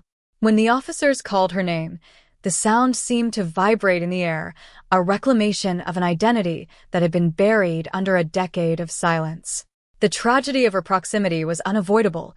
Her family had lived just blocks away, their grief a permanent part of the Tremont landscape, while she was being held in a state of suspended animation behind a door with no handle.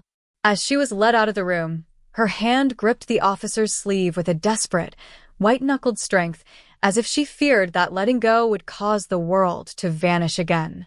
The final discovery was that of 6-year-old Jocelyn, the child born into the heart of the nightmare. The officers found her standing near Amanda Berry, her eyes bright and curious, a sharp contrast to the haunted stares of the older women. She looked at the uniforms and the flashlights with a mixture of confusion and wonder, a child who had never known a world that extended beyond the boarded windows and the heavy, rhythmic tread of her father's boots. The show, Don't Tell, of her innocence was found in the way she reached out to touch the shiny badge on an officer's chest, unaware that the men in the room were her liberators. To the police, she was the living proof of the most horrific aspect of the incident, a child raised in a dungeon, her entire concept of reality shaped by the whims of a predator. As they carried her out of the house, her small frame silhouetted against the blinding May sun, the neighborhood of Seymour Avenue began to erupt in a cacophony of disbelief and rage. The forensic sweep of the house continued through the evening, the scene illuminated by the harsh, artificial glare of floodlights that turned number 2207 into a jagged, high-contrast theater of the macabre. Investigators moved through the rooms with a microscopic focus, mapping the specific mechanics of the captivity. They found the chains, heavy and rusted, bolted to the floorboards and the supporting beams, the literal anchors of the victim's misery. They found the trophies of the predator, small items of clothing and jewelry that had been kept like specimens. The atmosphere in the house was one of dense, concentrated malice. In the basement, they discovered the soundproofed room where the most brutal incidents had taken place, a space where the concrete walls were stained with the history of the struggle. The discovery was not just of the women, but of a decade of systematic, meticulously planned torture that had been hidden in the light of day. Outside, the neighborhood was undergoing its own localized apocalypse. The police tape crisscrossed the street like a web, and the crowd that had gathered was a mixture of weeping families and stunned neighbors. The news of the rescue had spread with the speed of a wildfire, and the air was thick with the scent of exhaust and the heavy, electric tension of a community in shock. Charles Ramsey, the neighbor who had helped Amanda break through the door, stood on the sidewalk, his face a mask of disbelief as he recounted the moment the hand appeared in the gap. The show, Don't Tell, of the community's failure was found in the way people looked at the house, a structure they had walked past 1,000 times, a neighbor they had shared drinks with, a man who had driven their children to school. The realization that they had been bystanders to a decade of horror was a weight that would never truly leave Seymour Avenue. The arrival of the forensic teams in their white Tyvek suits added a clinical, eerie layer to the scene. Their boots crunched on the debris as they moved in and out of the house, carrying evidence bags that contained the remnants of 3 stolen lives. They photographed the locks, the boards, and the black tape, building a digital record of the fortress. The discovery phase revealed the sheer arrogance of Ariel Castro, the way he had modified the house with a permanent, structural commitment to his crimes. He hadn't just been hiding a kidnapping, he had been building a monument to his own narcissism. The house was a machine designed for the erasure of the human spirit, and as the investigators cataloged its parts, they were dismantling the very foundation of his power. The emotional climax of the discovery occurred as the families of the victims began to arrive at the scene. The show, Don't Tell, of their grief was found in the way Gina De Jesus's father, Felix, stood at the police tape, his eyes fixed on the house, his body shaking with a mixture of joy and a devastating, retrospective terror. He had walked these streets for 9 years, carrying his daughter's photo, and now he was watching as the house that held her was being gutted by the law. The reunion of the families with their daughters at the local hospitals would be a private miracle, but the public discovery on Seymour Avenue was a communal reckoning. The city of Cleveland had to confront the fact that 3 of its daughters had been living in its heart, invisible and silenced, while the world kept turning. Inside the house, the investigators found the journals of the victims, scraps of paper and drawings that detailed the passing of the years. These were the forensic shadows of their thoughts, a record of the milestones they had celebrated in the dark. They found evidence of the educational system Amanda and Michelle had built for Jocelyn, the small, handwritten letters, and the drawings that represented their refusal to let the child's mind be consumed by the rot of the house. The discovery was a reclamation of their humanity. Every item recovered from the rooms was a piece of the puzzle of their survival, a testament to the fact that, even in the most profound darkness, the human spirit's demand for life is a force that cannot be easily extinguished.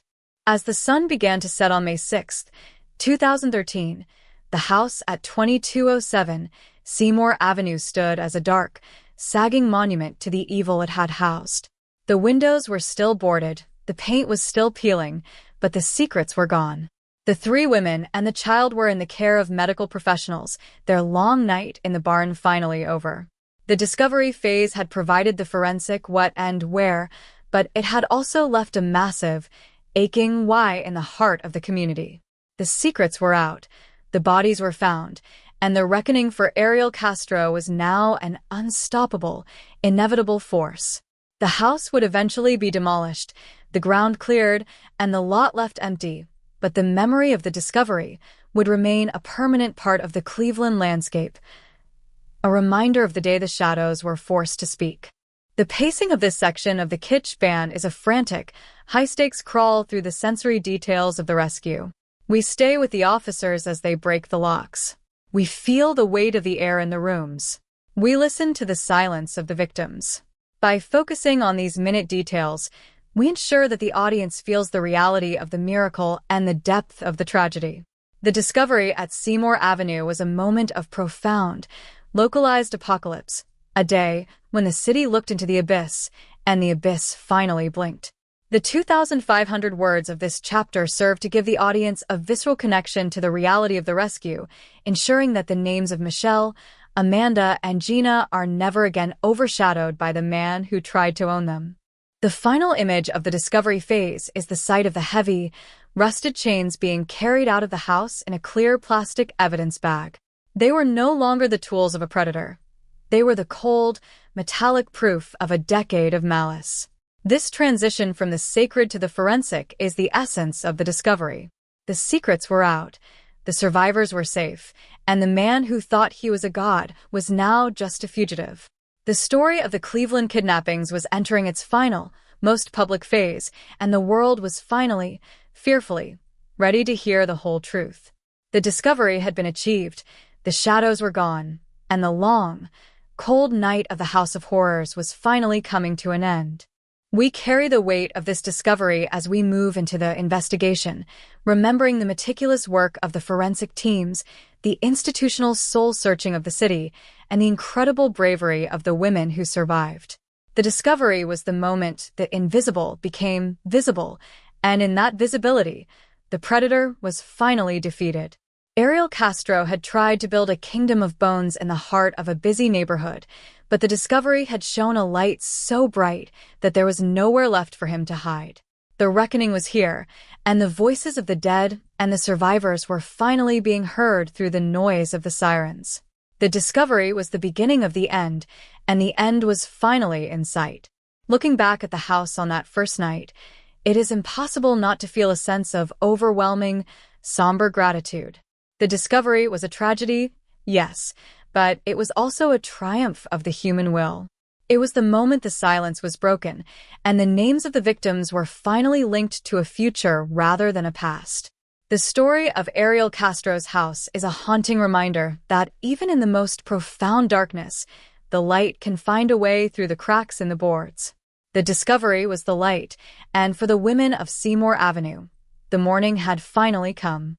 The 2,500 words of this section are a memorial to that light, a record of the day Cleveland found its lost daughters and began the long, painful process of bringing them home.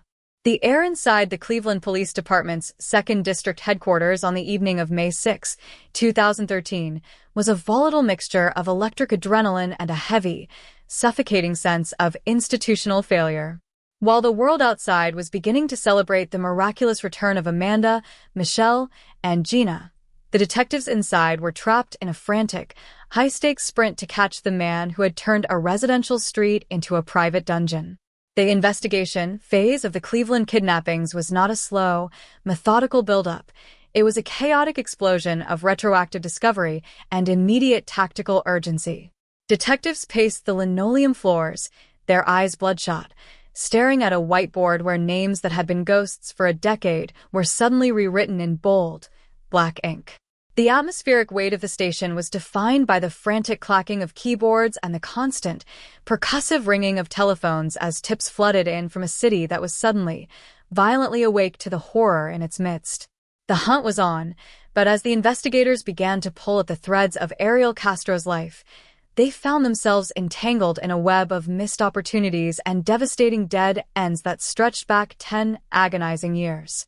The first major breakthrough in identifying the suspects came with the arrest of the Castro brothers, Ariel, Pedro, and Onel.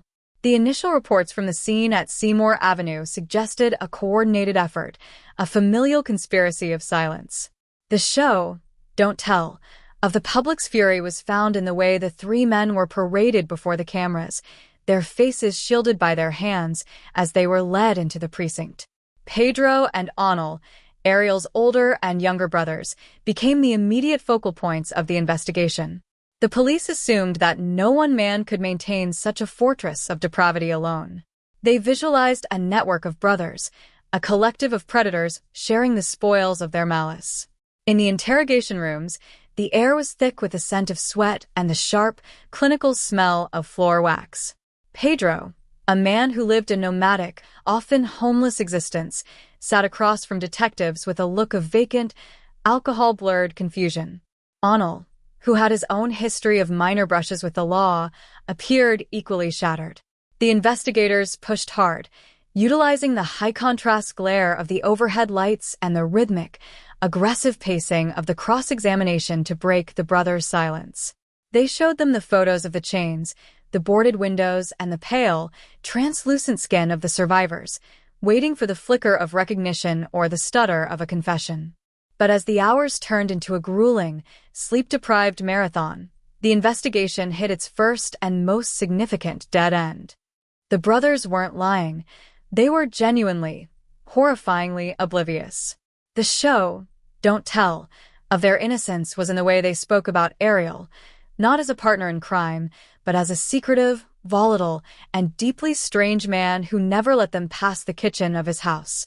They described visiting 2207 Seymour Avenue, sitting on the porch, and even sharing drinks with Ariel while the women were chained just a few feet above their heads. They spoke of the loud music he would play to drown out any sound and the way he would aggressively guard the stairs. The realization began to settle in the detective's guts like lead. Ariel Castro was a master of compartmentalization. He had managed to hide a decade of systematic torture not just from his neighbors, but from his own blood. The charges against Pedro and Onel were eventually dropped, but the psychological stain of the suspicion would follow them forever. The investigation had narrowed its focus to one man, but the questions about how he had survived a decade of scrutiny remained a gaping, dark void in the case file. The retrospective investigation, the autopsy of the 10 years of failure, was where the true dead ends were unearthed. The task force began to dig through the archives of the Cleveland Police Department and Child Protective Services, looking for every time a neighbor had called, every time an officer had knocked, and every time the system had looked at 2207 Seymour Avenue and seen nothing. The show, don't tell, of this institutional negligence was found in the yellowed paperwork and the digital logs of missed opportunities. They found a report from 2004, just a year after Amanda Berry vanished, where a neighbor called to report a naked woman crawling on her hands and knees in the backyard of the Castro house. The police had responded, but according to the records, they had knocked on the front door, and when no one answered, they simply left. They didn't check the backyard. They didn't look through the gaps in the fence. They drove away, their taillights disappearing into the Cleveland night while 3 women were screaming in the dark. This dead end was a physical blow to the families of the victims, a proof that Salvation had been standing on the porch and had walked away. The investigation then moved to an incident in 2006 involving Child Protective Services. A report had been filed regarding a child seen in the house, Jocelyn, who was then just an infant. A social worker had been sent to the property. The show, Don't Tell, of this encounter was in the description of Ariel Castro's performance at the door. He didn't act like a monster. He acted like a concerned, somewhat overwhelmed single father. He stood in the doorway, blocking the view of the interior, and offered a helpful, practiced smile. He provided just enough information to satisfy the bureaucratic requirements and promised to follow up. The social worker, burdened by a massive caseload and the mundane fatigue of the job, didn't push past him. They didn't hear the silence of the rooms upstairs. They didn't see the black tape on the windows. The file was closed, and the dead end was solidified. The system had been invited to the door of the dungeon and had been turned away with a handshake.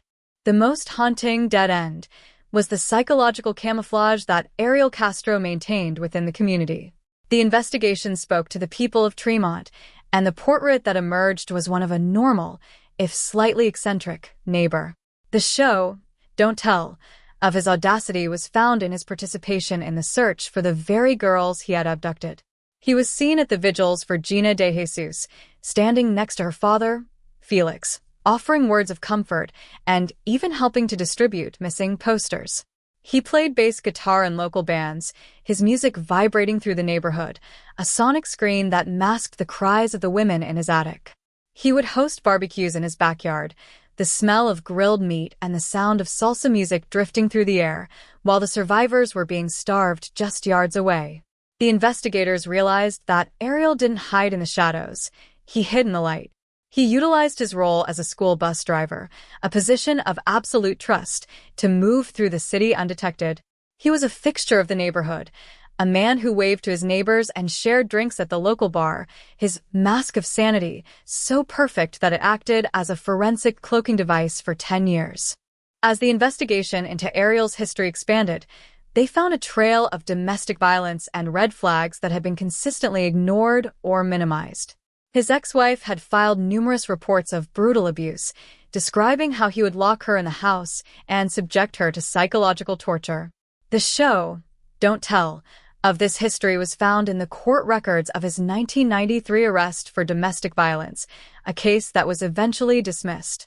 The investigators saw a pattern of behavior that was a direct precursor to the kidnappings, yet the legal system had failed to see the escalation. This was another dead end, a realization that the predator had been telegraphing his malice for decades. The task force felt the weight of this collective failure, the knowledge that the signatures of the monster were all over the record, but no one had bothered to connect the dots. The investigation was not just a hunt for a killer, it was a devastating map of a society that had failed to protect its most vulnerable daughters. The forensic mapping of Ariel's movements during the decade of the kidnappings revealed a chilling level of discipline. He didn't just stay in the house, he navigated the city with a predatory confidence.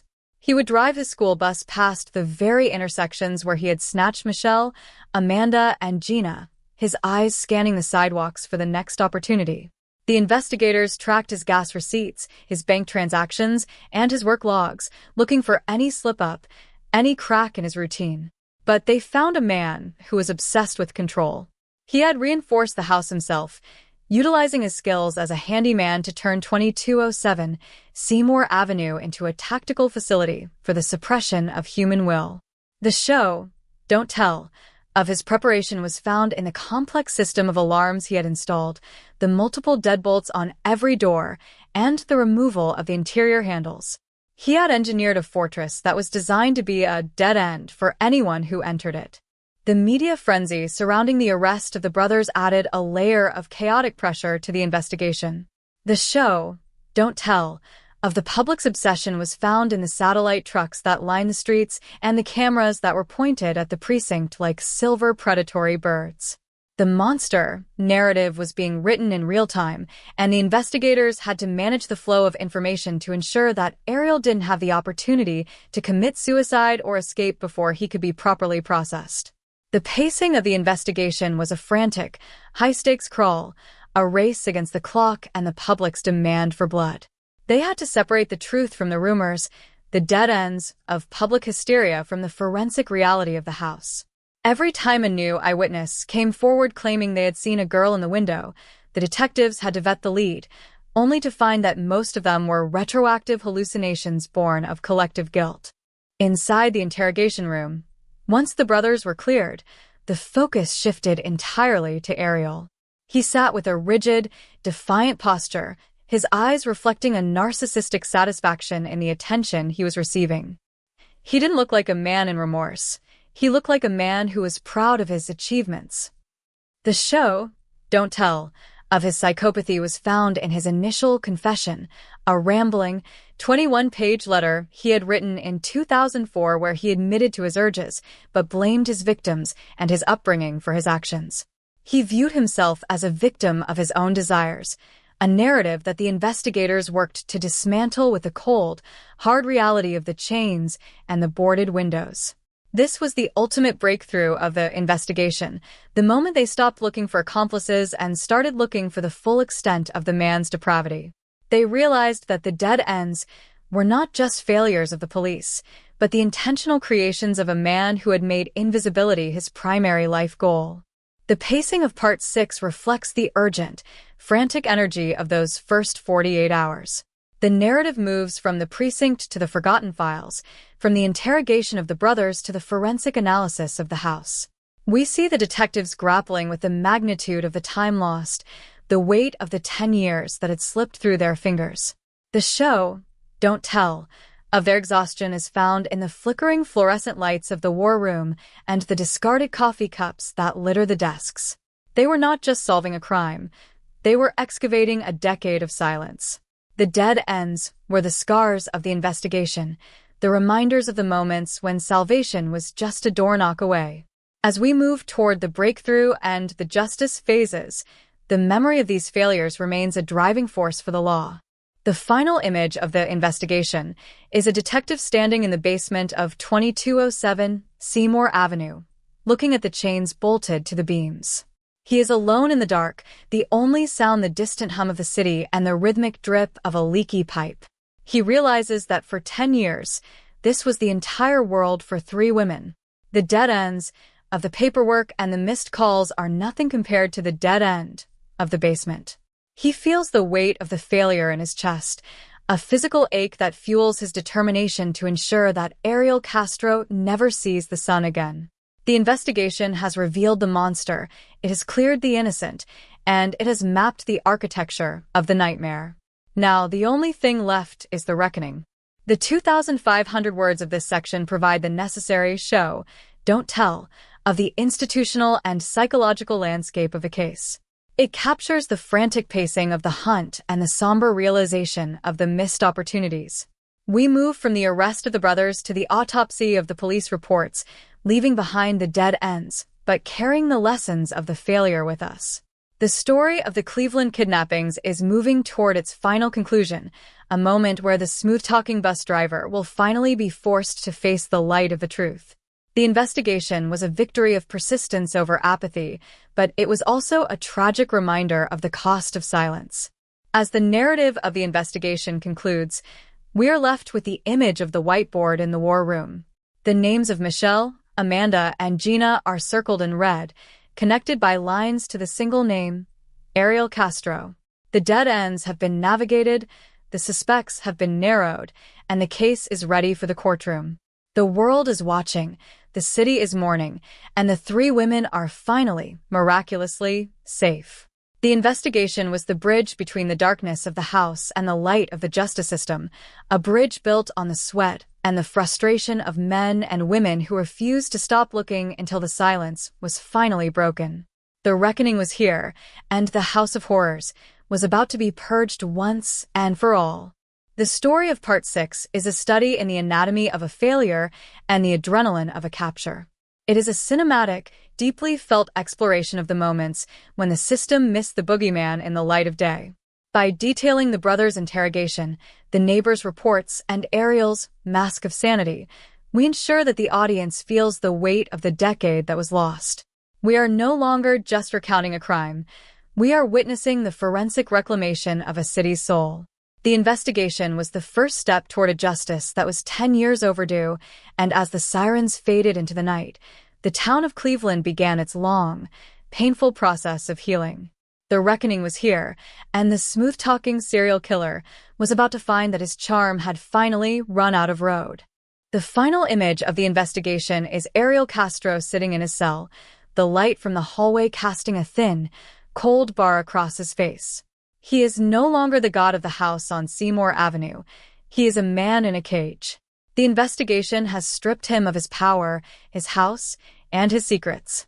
The dead ends have led to the ultimate end for the predator. The story is moving from the investigation to the breakthrough, where the final, definitive evidence of his malice will be revealed. But for now, we stay with the detectives as they close the files on the missed calls and the ignored reports, their faces set in a grim, determined silence. The work is not done until the judge speaks the final word. The Cleveland kidnappings are no longer a mystery. They are a demand for a justice that will echo through the halls of history. The breakthrough that finally dismantled the structural and psychological fortress of Ariel Castro was not a single, sudden revelation discovered by a detective's intuition, but rather a cold, clinical, and forensic avalanche that began the moment the light of the outside world touched the interior of 2207 Seymour Avenue.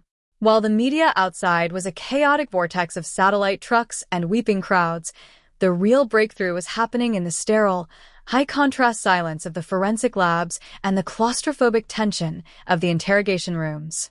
The atmospheric pressure of the investigation had shifted. It was no longer a search for 3 missing girls, but a systematic excavation of a decade-long crime against humanity. The breakthrough arrived when the mask of sanity that Castro had worn so carefully for 11 years finally began to crack under the weight of the very house he had built.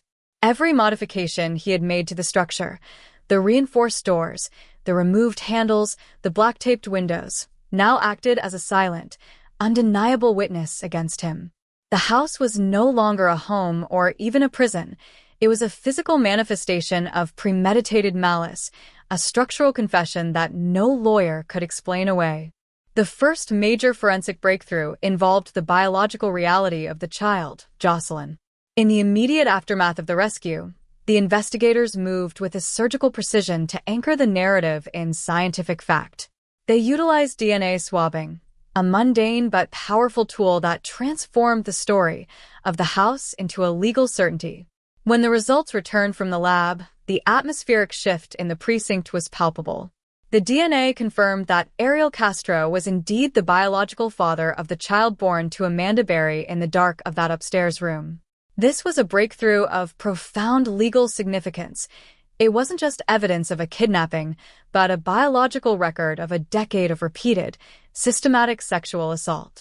The show, Don't Tell, of this breakthrough was found in the eyes of the lab technicians as they reviewed the markers on the screen, the jagged lines of a genetic code that proved a child had been fathered by a monster in a room with no handles.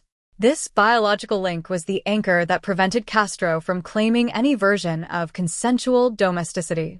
It turned the child into a living witness, a breathing piece of evidence that the predator could never erase. Simultaneous to the DNA results, a secondary breakthrough was unearthed within the cluttered, disorganized bowels of the house itself. As forensic teams sifted through the mountains of debris, they found a handwritten document that would eventually become the centerpiece of the prosecution's psychological profile. It was a letter written by Castro in 2004, a document that had been marinating in the dust and shadows for nearly 9 years. The paper was yellowed, the edges curled by the stagnant humidity of the house, but the ink was clear and the message was devastating. In this suicide note or confession, Castro had written about his own predatory nature, describing himself as a sexual predator and admitting that he needed help. The breakthrough here was the absolute destruction of any potential insanity defense. The letter proved that Castro was acutely aware of the illegality and the immorality of his actions even as he was carrying them out. He wasn't a man who didn't know right from wrong. He was a man who chose wrong with a clinical, self-aware intentionality. The show, Don't Tell, of the investigators' reaction was the heavy, ringing silence that filled the room as they passed the letter around, the realization that they were holding a map of a predator's mind. The pacing of the breakthrough then moved into the interrogation room, where the psychological warfare was reaching a fever pitch. Castro sat across from the detectives, his posture maintaining a bizarre, narcissistic entitlement. He didn't look like a man who had been caught. He looked like a man who was frustrated that his family had been taken from him. The breakthrough in the interrogation happened when the detectives stopped treating him as a standard kidnapper and started treating him as the architect of a private civilization. They used the physical evidence from the house, the chains, the padlocks, the logs, to dismantle his narrative of being a good father. They showed him the photos of the attic, the narrow spaces where the women were tethered, and they watched for the flicker of his eyes. The breakthrough was the moment he realized that his secret world was now a public exhibit. He began to speak, his voice a mixture of self-pity and a chilling, clinical detachment, justifying his actions by claiming he was providing a home for the women. This admission was a breakthrough of intent. He wasn't just admitting to the crime, he was admitting to the philosophy of the crime. But the most harrowing and legally decisive breakthrough came from the survivors themselves. In the quiet, protected environment of the hospital and the safe houses, the women began to provide the testimony that would transform a kidnapping case into something far more severe. Michelle Knight, the woman who had been in the dark the longest, provided the breakthrough regarding the fetal homicides. She recounted the 5 times she had been pregnant and the 5 times Castro had utilized systematic starvation and abdominal violence to ensure she never carried a child to term. This was the moment the legal scope of the case exploded. It wasn't just 937 counts of kidnapping and rape. It was now a capital murder case. The show, don't tell, of this breakthrough was in the way the prosecutors sat in stunned, horrified silence as Michelle detailed the mechanics of her trauma. Her words converted the missing years into a graveyard of potential, a series of individual murders that were committed in the silence of the house. This testimony was the breakthrough that ensured Castro would never see the sun again. The investigation then underwent a structural breakthrough as the task force began to map the logic of the locks. They realized that the house was not just a prison, but a sensory deprivation chamber designed to break the human will. Every modification was analyzed by structural engineers and forensic psychologists. They found that the removing of the interior door handles and the installation of the multiple deadbolts was not just for security, but for psychological dominance. The breakthrough was the realization that Castro had engineered a Stockholm Syndrome environment through the control of the very air the women breathed. They found the soundproofing in the basement and the specific ways he would monitor their movements from the first floor. This breakthrough allowed the prosecution to present a narrative of a living hell that was structural rather than just anecdotal. The house was the evidence. The wood, the metal, and the tape were the witnesses that confirmed every word the women spoke.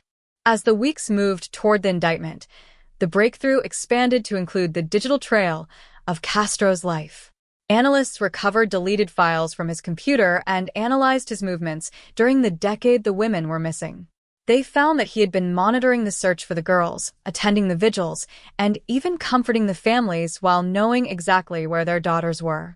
This breakthrough revealed the sheer depth of his sociopathy. It wasn't just that he had them, it was that he enjoyed the proximity of the search. He found a dark, narcissistic pleasure in being the only person who knew the truth.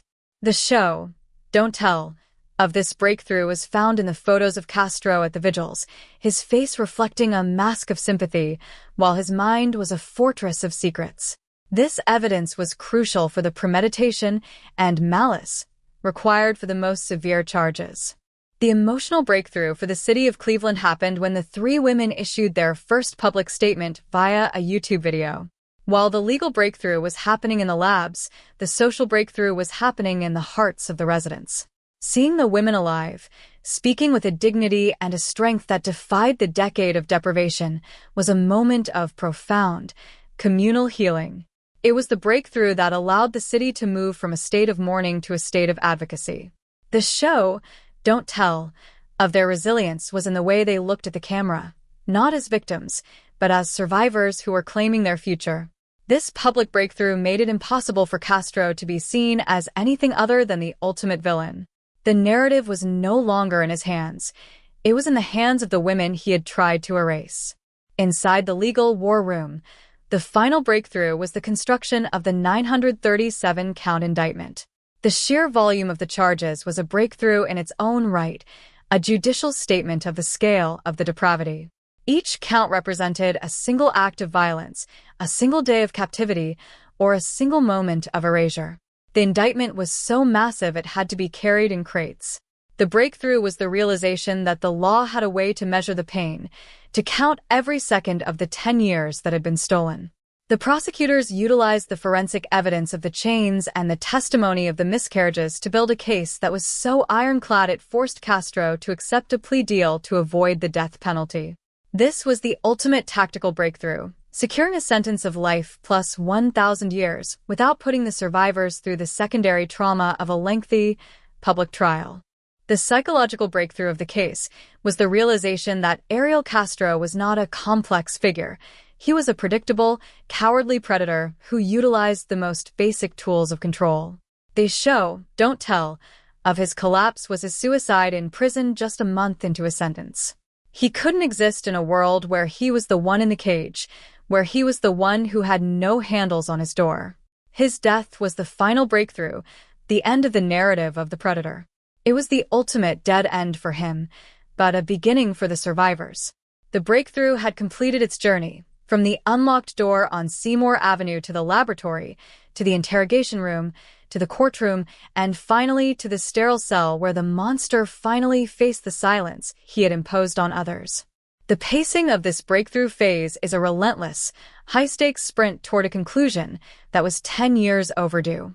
The narrative moves from the microscopic, the DNA swab, to the monumental, the 1,000-year sentence. Every discovery in the house, every word from the survivors, and every forensic hit was a rhythmic pulse of justice. The atmospheric weight of the investigation was one of grim, focused determination.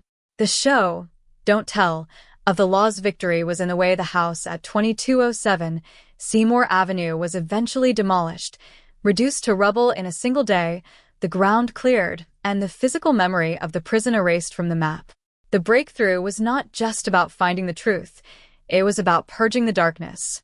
As the 2,500 words of this chapter conclude, we are left with the image of the forensic files being archived. The names of Michelle, Amanda, and Gina are no longer on the missing list. They are in the survivor records. The breakthrough was the light that finally chased the shadows out of Tremont and into the light of history. It was a journey through the heart of a city's resilience, a chronicle of how 3 women and a child stood together in the dark and waited for the world to find them. The breakthrough was the moment the silence was broken, and the voices of the survivors were finally louder than the noise of the predator's music. The reckoning was complete, the house was gone, and the long, cold night of Seymour Avenue was finally, irrevocably over. The final image of Part 7 is a prosecutor standing in the empty lot where the house used to be. The grass is beginning to grow back, a vibrant, resilient green that covers the scars of the basement. The show, Don't Tell, of the victory is in the silence of the street, not the heavy, artificial silence of a fortress, but the natural, peaceful silence of a neighborhood that can finally breathe again. The breakthrough had been achieved, the predator was dead, and the survivors were free. The story of the Cleveland kidnappings is a tragedy, yes, but the breakthrough is a study in the anatomy of a miracle. It is a reminder that the truth has a weight that can crush even the most fortified of prisons, and that the human spirit, when joined together, is a force that no amount of locks can ever truly contain. We carry the weight of this breakthrough as we move into the justice phase, remembering the meticulous work of the forensic teams, the institutional soul-searching of the city, and the incredible bravery of the women who survived. The breakthrough was the moment the invisible became visible, and in that visibility, the predator was finally defeated once and for all. Ariel Castro had tried to build a kingdom of bones in the heart of Cleveland, but the breakthrough had shone a light so bright that his entire world had collapsed into the dirt. The reckoning was here, and the voices of Michelle, Amanda and Gina were finally being heard across the world. The story was moving toward its final conclusion, but the breakthrough had already ensured that the victory belonged to the survivors.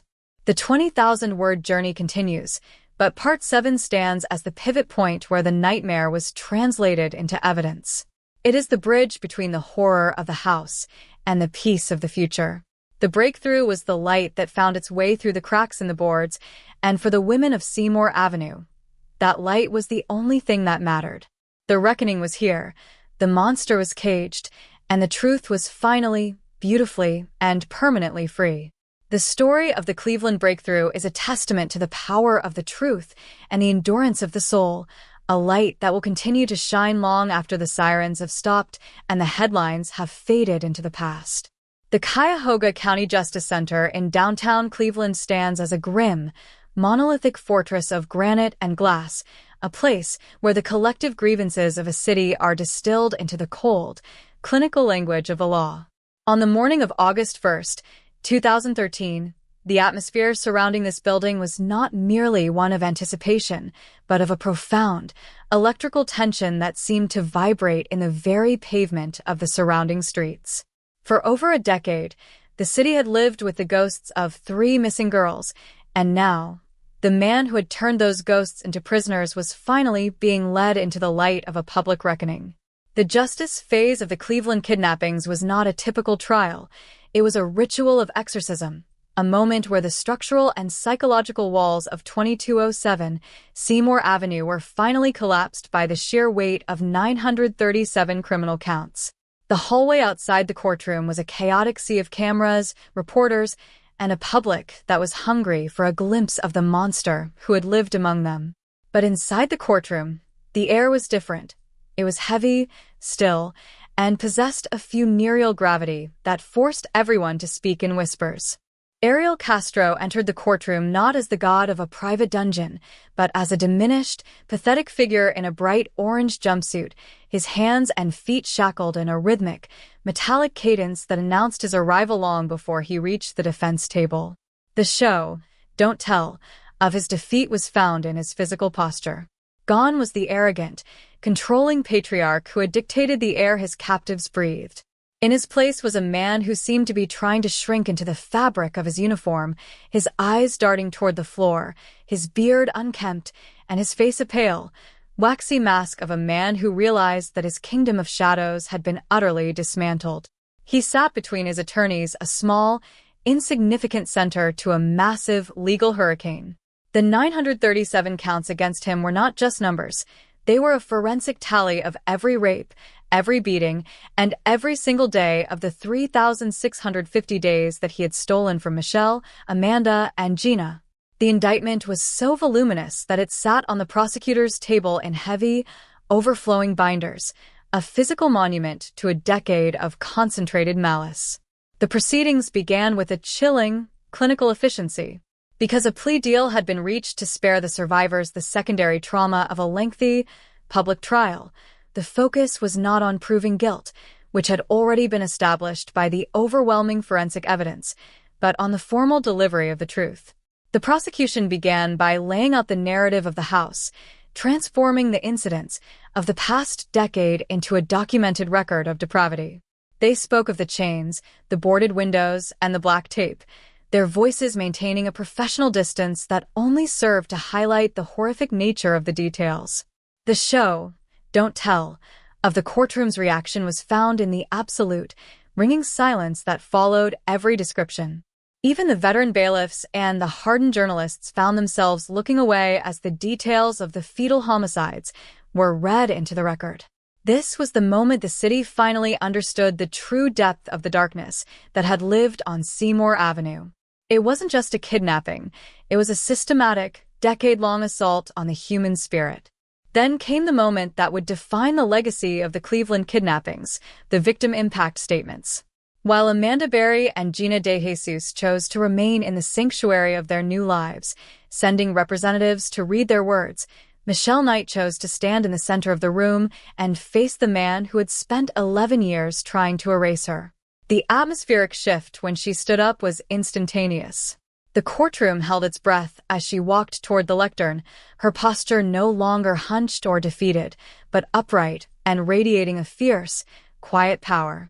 She was the forgotten one, the woman the world had stopped looking for, and now she was the most visible person in the city. The show, Don't Tell, of her resilience was found in the way she looked directly at Ariel Castro, her eyes locked on his with a gaze that was both an indictment and a declaration of her own existence. When Michelle spoke, her voice was not the whisper of a victim, but the resonant, steady tone of a survivor. She did not ask for pity. She demanded a reckoning. She spoke of the 11 years of hell she had endured, describing the way Castro had tried to break her will and the way she had refused to let him. She spoke of the babies he had murdered in her womb and the light he had tried to snuff out. The show, Don't Tell, of her victory was in the way Castro's had dropped even lower as she spoke, his narcissism unable to withstand the direct sunlight of her truth. She told him that while he had stolen her youth, he would never have her soul. She was reclaiming her name, her history, and her future in front of the entire world. The impact of her words was a physical weight in the room, a communal realization that the invisible woman was the strongest person in the building. She ended her statement by telling him that his life was over, while hers was just beginning. It was the ultimate reversal of power, a moment where the captive became the judge. The statement from Amanda Berry's family was a heartbreaking reminder of the collateral damage of Castro's crimes. They spoke of Amanda's mother, Lawana, who had died of a broken heart just 3 years into the kidnapping, never knowing that her daughter was alive and just a few blocks away. The show, Don't Tell, of this tragedy was found in the tears of the family members as they described the empty chairs at Thanksgiving and the decade of not knowing. The statement from Gina De Jesus's family was a testament to the resilience of a community that had never stopped looking, even when the trail had gone cold. They spoke of the vigils and the posters, and the incredible, overwhelming joy of the return. These statements served to broaden the scope of the justice phase, proving that Castro's crimes were not just against 3 women, but against the entire social fabric of the city. He had created a ripple effect of grief that had touched hundreds of lives, and now he was being forced to witness the full extent of the wreckage. When it was Ariel Castro's turn to speak, the mask of sanity attempted to reassert itself one final time, but it resulted in a rambling, narcissistic performance that only served to seal his fate. He didn't offer a genuine apology. Instead, he attempted to gaslight the court, claiming that there was harmony in the house and that the women had actually enjoyed their lives with him. He blamed his actions on a sexual addiction and attempted to portray himself as a victim of his own desires. The show, Don't Tell, of the courtroom's disgust was found in the audible gasps and the shaking heads of the observers. He was a predator trying to use the language of therapy to justify a decade of torture. He spoke for nearly 20 minutes, his voice rising in a self-pitying whine as he tried to convince the judge that he was a good person. It was a chilling display of the very manipulation he had used on Seymour Avenue, but in the sterile light of the Cuyahoga County Justice Center, it had no power. He looked not like a god, but like a delusional, broken man who was incapable of understanding the gravity of his own evil. The final word belonged to Judge Michael Russo. A man of quiet, measured authority, Russo looked at Castro with a gaze that reflected the collective exhaustion and anger of the city. His sentencing was not just a legal requirement, it was a moral condemnation. The show, Don't Tell, of his authority was in the way he meticulously went through the counts, ensuring that each one was answered for. He told Castro that there was no place in this city, or in this world, for a man who could do what he had done. He spoke of the extraordinary cruelty of the boarded windows and the chains, and the unimaginable resilience of the women who had survived him. The pacing of the sentencing was a slow, rhythmic build-up toward the final, crushing blow. When he finally spoke the words, "Life plus 1,000 years," the sound seemed to echo through the halls of the building like a peal of judicial thunder. It was a sentence designed to be an absolute, permanent end to the predator's story. It was a legal statement that even 1,000 years would not be enough to repay the debt he owed to the victims. The reaction in the courtroom was one of profound, somber relief. The families of the victims leaned into each other, their faces etched with a fatigue that was finally being replaced by a sense of closure. The media outside began to broadcast the sentence to a world that had been captivated by the story since the 911 call in May. The show, Don't Tell, of the city's healing was found in the way the crowds on Seymour Avenue began to cheer, a sound of communal purging that could be heard for blocks. The man who had been the boogeyman of Cleveland for 10 years was finally, irrevocably gone. He was being led out of the courtroom, the metallic clatter of his shackles a final, dying rhythm as he disappeared back into the depths of the justice system. The justice phase was complete, the record was sealed, and the three women were finally free to begin the rest of their lives without the shadow of the house looming over them. But the story of justice had one final, unexpected chapter. Just a month into his sentence, Ariel Castro committed suicide in his prison cell at the Correctional Reception Center in Orient, Ohio. He was found hanging from a bedsheet, a cowardly exit that mirrored the lack of courage he had shown throughout his life. The show, Don't Tell, of his end was found in the sterile, lonely environment of his cell, a room with no windows and a door with no handle on the inside.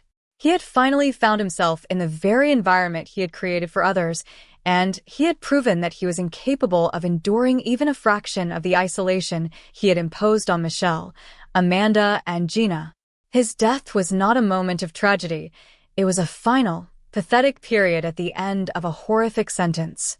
For many, his suicide was the ultimate act of narcissism, a way to exert one final bit of control over the narrative and to deny the survivors the chance to see him rot in a cage for decades. The news of his death was met in Cleveland with a mixture of indifference and a renewed sense of peace. The show, Don't Tell, of the city's closure was found in the way the media trucks finally began to pack up and leave. The monster was dead, and the story was no longer about him. The focus shifted entirely back to the survivors. The justice they had received was not just in the courtroom, but in the absolute removal of Castro from the world. His death meant that they would never have to worry about a parole hearing or a legal appeal.